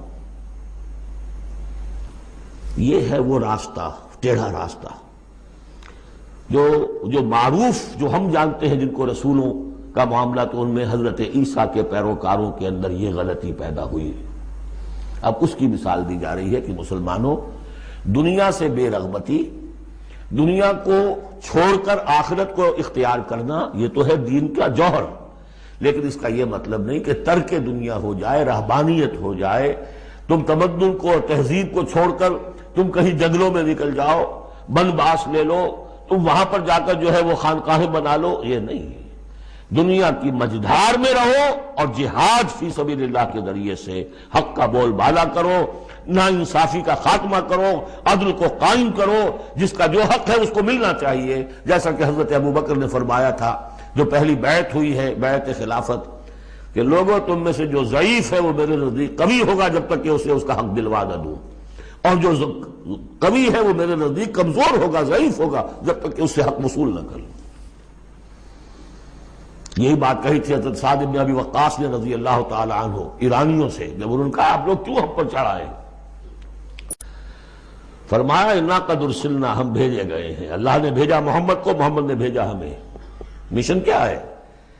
لنخرج الناس من ظلمات الجہالت الی نور الایمان، کہ لوگوں کو نکالیں ہم جہالت اور جاہلیت کی تاریکیوں سے ایمان کی روشنی کی طرف۔ وَمِن جَوْرِ الْمُلُوكِ إِلَىٰ عَدْلِ الْإِسْلَام، بادشاہوں کے ظلم و ستم کے پنجوں سے نجات دلا کر اسلام کے عادلانہ نظام سے روشناس کریں۔ یہ ہمارا مشن ہے۔ لہذا آپ دیکھیے اس بات کو واضح کرنے کے لیے تمہید شروع ہوئی، وَلَقَدْ أَرْسَلْنَا نُوحًا وَإِبْرَاهِيمَ، ہم نے ہی بھیجا تھا نوح کو بھی اور ابراہیم کو بھی، وَجَعَلْنَا فِي ذُرِّيَّتِهِمَا النُّبُوَّةَ وَالْكِتَابَ، اور ہم نے ان دونوں کی نسل میں رکھ دی نبوت اور کتاب۔ حضرت نوح کی بات ظاہر بات ہے کہ ان کی نسل ہی چلی ہے، لہذا نبوت بھی ان کی نسل میں چلی، لیکن ان کی نسل حضرت سام کی نسل بھی ہے، حضرت حام کی نسل بھی ہے، حضرت یافس کی نسل بھی ہے، تو یقیناً حضرت نوح اور حضرت ابراہیم کے مابین تو انبیاء اور رسل تینوں نسلوں میں آئے، حام کی نسل میں بھی، یافس کی نسل میں بھی، سام کی نسل میں بھی۔ قرآن مجید میں صرف سامی رسولوں کا تذکرہ ہے، البتہ ابراہیم کے بعد پھر جو آئے ہیں وہ حضرت ابراہیم کی نسل میں آئے ہیں، اور حضرت ابراہیم چونکہ اب سے تقریباً 5000 برس قبل کے ہیں، اور ان کی اولاد کہاں کہاں تک گئی ہے یہ بالکل اپنی جگہ پر ایک تحقیق کا موضوع ہے، لیکن نبی ان کے بعد آئے ہیں ان کی نسل میں۔ وَلَقَدْ أَرْسَلْنَا نُوحًا وَإِبْرَاهِيمَ وَجَعَلْنَا فِي ذُرِّيَّتِهِمَا النُّبُوَّةَ وَالْكِتَابَ فَمِنْهُم مُّهْتَدٍ وَكَثِيرٌ مِّنْهُمْ فَاسِقُونَ، تو اب ان کی نسل کے اندر بہت سے ہیں ہدایت یافتہ بھی ہیں، لیکن بہت سے کثیر جو ہیں وہ فاسق ہیں۔ یہ تمہید ہے کس بات کے لیے؟ ثُمَّ قَفَّيْنَا عَلَىٰ آثَارِهِم بِرُسُلِنَا وَقَفَّيْنَا بِعِیسَىٰ ابْنِ مَرْیَم، پھر ہم نے بھیجے ان کے پیچھے ان کے نقش قدم پر، آثارہم برسلنا، اپنے بہت سے رسول، وقفینا بعیسیٰ ابن مریم، اور پھر ہم نے بھیجا عیسیٰ ابن مریم کو۔ عیسیٰ ابن مریم کے تذکرے کے لیے یہ ساری تمہید ہے۔ وجعلنا فی ذریتہم وآتیناہ الانجیل، اور اسے ہم نے انجیل عطا فرمائی حضرت عیسیٰ ابن مریم کو۔ وجعلنا فی قلوب الذین اتبعوہ رأفۃ ورحمہ، اور ہم نے رکھ دیا، پیدا کر دیا ان لوگوں کے دل میں جنہوں نے اس کی پیروی کی، بڑی نرمی اور رحمت، رافت اور رحمت۔ رافت کہتے ہیں اس کو کہ کسی کو تکلیف میں دیکھ کر آپ تڑپ اٹھیں، یہ رافت ہے، اور رحمت یہ ہے کہ آپ اب اس کے لیے اس تکلیف کے ازالے کے لیے کوئی کوشش کریں۔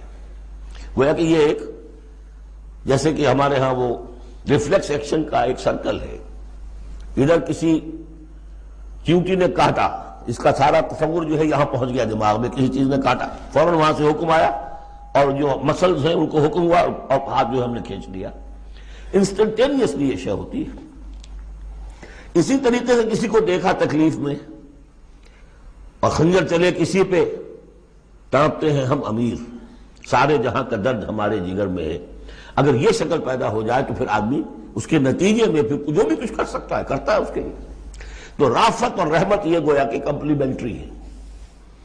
اللہ تعالیٰ فرما رہے کہ حضرت عیسیٰ کے جاننے والوں ماننے والوں کے دلوں میں یہ بات تو ہم نے پیدا کی ہے، خود تسلیم کر رہے ہیں۔ وَجَعَلْنَا فِي قُلُوبِ الَّذِينَ اتَّبَعُوهُ رَأْفَةً وَرَحْمَةً، اس کی وجہ کیا ہے؟ حضرت عیسیٰ خود بہت رقیق القلب تھے، بہت نیک تھے، اس درجے ان کے اندر تھی کہ ایک چور کو دیکھا اپنی آنکھوں سے کہ چوری کر رہا ہے، اسے کہا کیا کر رہا ہے؟ چوری کر رہا ہے۔ اس نے کہا نہیں نہیں میں چوری تو نہیں کر رہا۔ اچھا بھائی میری آنکھ نے غلط دیکھا۔ حضرت عیسیٰ کی اپنا مزاج، ہر ایک کا اپنا مزاج ہے، لہذا وہی مزاج ان کے جو حواریین تھا ان کے اندر پیدا ہوا ہے، رافت، رحمت، رقت قلب، شفقت۔ لیکن یہ چیز اب شیطان نے اس کو موڑ دیا رہبانیت کی طرف۔ وَرَهْبَانِيَّةً ابْتَدَعُوهَا، رہبانیت کی بدعت انہوں نے ایجاد کی ہے۔ ایک شے تو ہم نے رکھی ان کے دل میں، رافت اور رحمت ہم نے رکھ دی. جو رافت اور رحمت تو بری شے نہیں ہے. خود حضور کے لیے لفظ سورہ توبہ کی آخری آیت میں آ چکا ہے، بالناس رؤوف الرحیم، بالمومنین رؤوف الرحیم. اہل ایمان کے حق میں آپ رؤوف بھی ہیں، رحیم بھی ہیں. رافت اور رحمت بری شے تو نہیں. لیکن اس کا جو رخ موڑا ہے شیطان نے، اس کو کہا بدعت ورہبانیت ابتدعوها، رہبانیت کی بدعت انہوں نے ایجاد کر لی. ما کتبناها علیہم، ہم نے تو وہ ان پر فرض نہیں کی تھی. الا ابتغاء رضوان اللہ، ہم نے تو جو فرض کی تھی وہ یہی تھی کہ اللہ کی رضا تلاش کرو. اللہ کی رضا تلاش کرنے میں ایک راستہ یہ ہے، نفس کشی، سیلف انہیلیشن، تپسیاں، ریاضتیں، رہبانیت، ترک دنیا، تجرد کی زندگی، شادی بیاہ نہیں کرنی. لیکن یہ غلط راستہ تھا. اللہ کی رضا کا راستہ کیا ہے؟ وابتغوا الیہ السبیل وجاہدوا فی سبیل اللہ باموالکم وانفسکم. یہ راستہ ہے جو اللہ چاہتا ہے.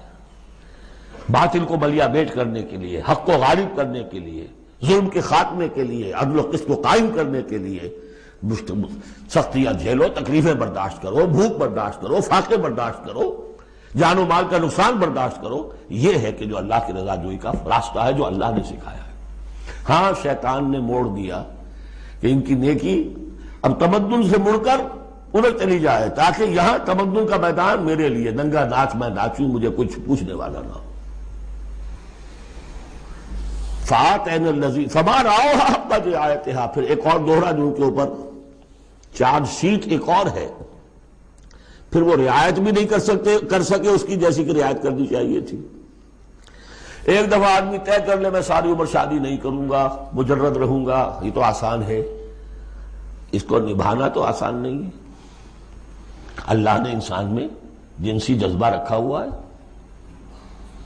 نتیجہ کیا نکلا؟ وہ تو جو کتابیں میں نے بتایا ہے کہ یہ موٹی موٹی ضخیم کتابیں جو ہیں ہسٹری آف کرسچین موناسٹسزم پر، ان میں پڑھ لیجیے اب کیا ہوتا تھا. کہنے کو راہب ہے اور راہبائیں ہیں، اور زنا ہو رہا ہے، حرامی بچوں کی پیدائش ہو رہی ہے، اور ان کے تہخانوں کے اندر قبریں بن رہی ہیں. وہ تہخانے جو ہوتے تھے راہب خانوں کے، وہ حرامی بچوں کے قبرستان ہوتے تھے. آخر فطرت کا راستہ ہے. دریا کے آگے آپ بند باندھیں گے، کیا کریں گے؟ کوئی راستہ اس کا ایک اور بنائیے تو پھر بند باندھ سکتے ہیں نا. چلتے دریا میں کیسے بنا دیں گے؟ تو وہ اسلام نے راستہ دیا ہے، حلال راستہ ہے، جائز راستہ ہے. شادی کرو، اپنے جنسی جذبے کی تسکین کا سیدھا سامان جو ہے وہ تمہارے لیے موجود ہے. جہاں وہاں قدغن آ جائے گی، حرام خوری ہوگی. پانی کے آگے بہاؤ کرے تو پانی کہیں نہ کہیں سے راستہ نکال لے گا. یہی ہوا. وہ جمی سواگت ہو آج کی دنیا کے یا کوئی بھی ہو، پھر جو ان کے سکینڈلز آتے ہیں، اور کون بچا ہوا ہے؟ شاذ کوئی ہوگا. اس لیے کہ خود وہ کہتے ہیں، انہی کا ایک آدمی ہے، شاہدہ شاہد من اہلہا. جب فرائیڈ جو ہے انہی کا آدمی وہ کہتا ہے کہ یہ سب سے زیادہ پوٹنٹ ہے موٹیو انسان کا. The most potent motive in human beings is sex. حالانکہ غلط ہے. یہ مغربی حکماء کے میں سے کسی کی نظر کہیں جم گئی، کسی کا کہیں جم گئی. مارکس کو پیٹ نظر آیا، معاشی جذبہ جو ہے انسان کا، اس کو سیکس نظر آیا. ایڈلر کو the urge to dominate، تفوق، حب تفوق. یہ ساری چیزیں اپنی جگہ پر پارشل ٹروتھس ہیں، سب ٹھیک ہیں. لیکن بہرحال جو اتنا بڑا جذبہ ہے اس کے آگے آپ ایک غیر فطری اگر بند باندھیں گے تو اس کا نقصان کیا ہوگا؟ فما رعوها حق رعایتها. تو پھر وہ رعایت بھی نہ کر سکے، اس کی حفاظت نہ کر سکے، اس کا حق ادا نہ کر سکے، اس کو نبھا نہ سکے جیسا کہ نبھانے کا حق تھا. فآتینا الذین آمنوا منہم اجرہم. تو ان میں سے جو لوگ ایمان لے آئے، یعنی یہ کہ جو بھی مسلمان ہو گئے، یہ بھی مانی ہے، یا اپنے اپنے زمانے میں حضور صلی اللہ علیہ وسلم سے کی بعثت سے پہلے جو لوگ بھی تھے صاحب ایمان ان میں، ان کے لیے ان کا اجر ہے. وَكَثِيرٌ مِّنْهُمْ فَاسِقُونَ. لیکن ان کی بھی اب اکثریت جو ہے فاسقوں پر مشتمل ہے. یا ایھا الذین آمنوا اتقوا اللہ وآمنوا برسولہ. اس کے دو مفہوم ہیں. ایک تو یا ایھا الذین آمنوا اہل ایمان، مسلمانوں سے خطاب ہے. اہل ایمان اللہ کا تقوی اختیار کرو اور اللہ کے رسول پر ایمان کو پختہ کرو. لقد کان لکم فی رسول اللہ اسوۃ حسنہ، ان کی زندگی میں دیکھو کیا توازن تھا. انہوں نے ترک دنیا تو نہیں کی، شادیاں کی، بھرپور زندگی گزاری ہے، ان کی اولاد بھی تھی، کتنی بیٹی کتنی بیویاں تھیں. ہاں اس کے باوجود پوری زندگی لگی ہے دین کے غلبے کی جد و جہد میں. یہ اسوہ ہے، یہ آئیڈیل ہے تمہارے لیے، یہ نمونہ ہے، ان کی پیروی کرو. لقد کان لکم فی رسول اللہ اسوۃ حسنہ. اور اس اسوے میں واقعہ یہ ہے کہ یہ بھی دیکھنے کی ضرورت ہے. ایک تو یہ کہ آپ حضور کی زندگی میں گنتے چلے جائیں، یہ چیز بھی تھی، یہ چیز بھی تھی، یہ چیز بھی تھی، یہ چیز بھی تھی، یہ چیز گن لی، آپ نے فہرست بنا لی. آپ نے وہ ساری چیزیں جو ہے اپنے اندر پیدا کرنے کی کوشش کی، فیصلہ کر لیا کریں گے.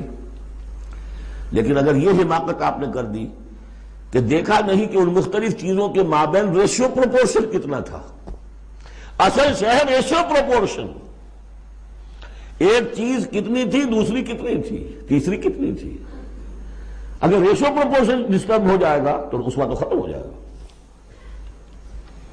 جیسے نسخے کے اندر 4 دوائیں ہیں، ایک تولہ بھر ہے، ایک ماشا بھر ہے، ایک فرض کیجیے چھٹانک بھر ہے، اور آپ نے وہ چھٹانک والے کو تولہ کر دیا، تولے کو چھٹانک کر دیا، تو نسخہ شفا کے بجائے نسخہ ہلاکت بن جائے گا. تو محض یہ ثابت کر دینا یہ ثابت ہے، فلاں حدیث سے ثابت ہے، یہ ایک بات ہے، صحیح ہے. لیکن یہ دیکھیے کہ حضور کا مجموعی جو طرز عمل ہے، آپ کا جو رویہ ہے، زندگی جو آپ نے گزاری ہے، اس میں ٹائم ایلوکیشن کیا تھا، اس میں ریسورسز کی ایلوکیشن کدھر تھی، اس میں اب پرائرٹیز کس کو تھی، کیا چیز جو تھی وہ پرائمری تھی، کیا سیکنڈری تھی. اگر یہ چیزیں بھی ملحوظ نہ رکھی گئیں تو وہ اسوہ نہیں رہے گا، وہ کچھ اور بن جائے گا.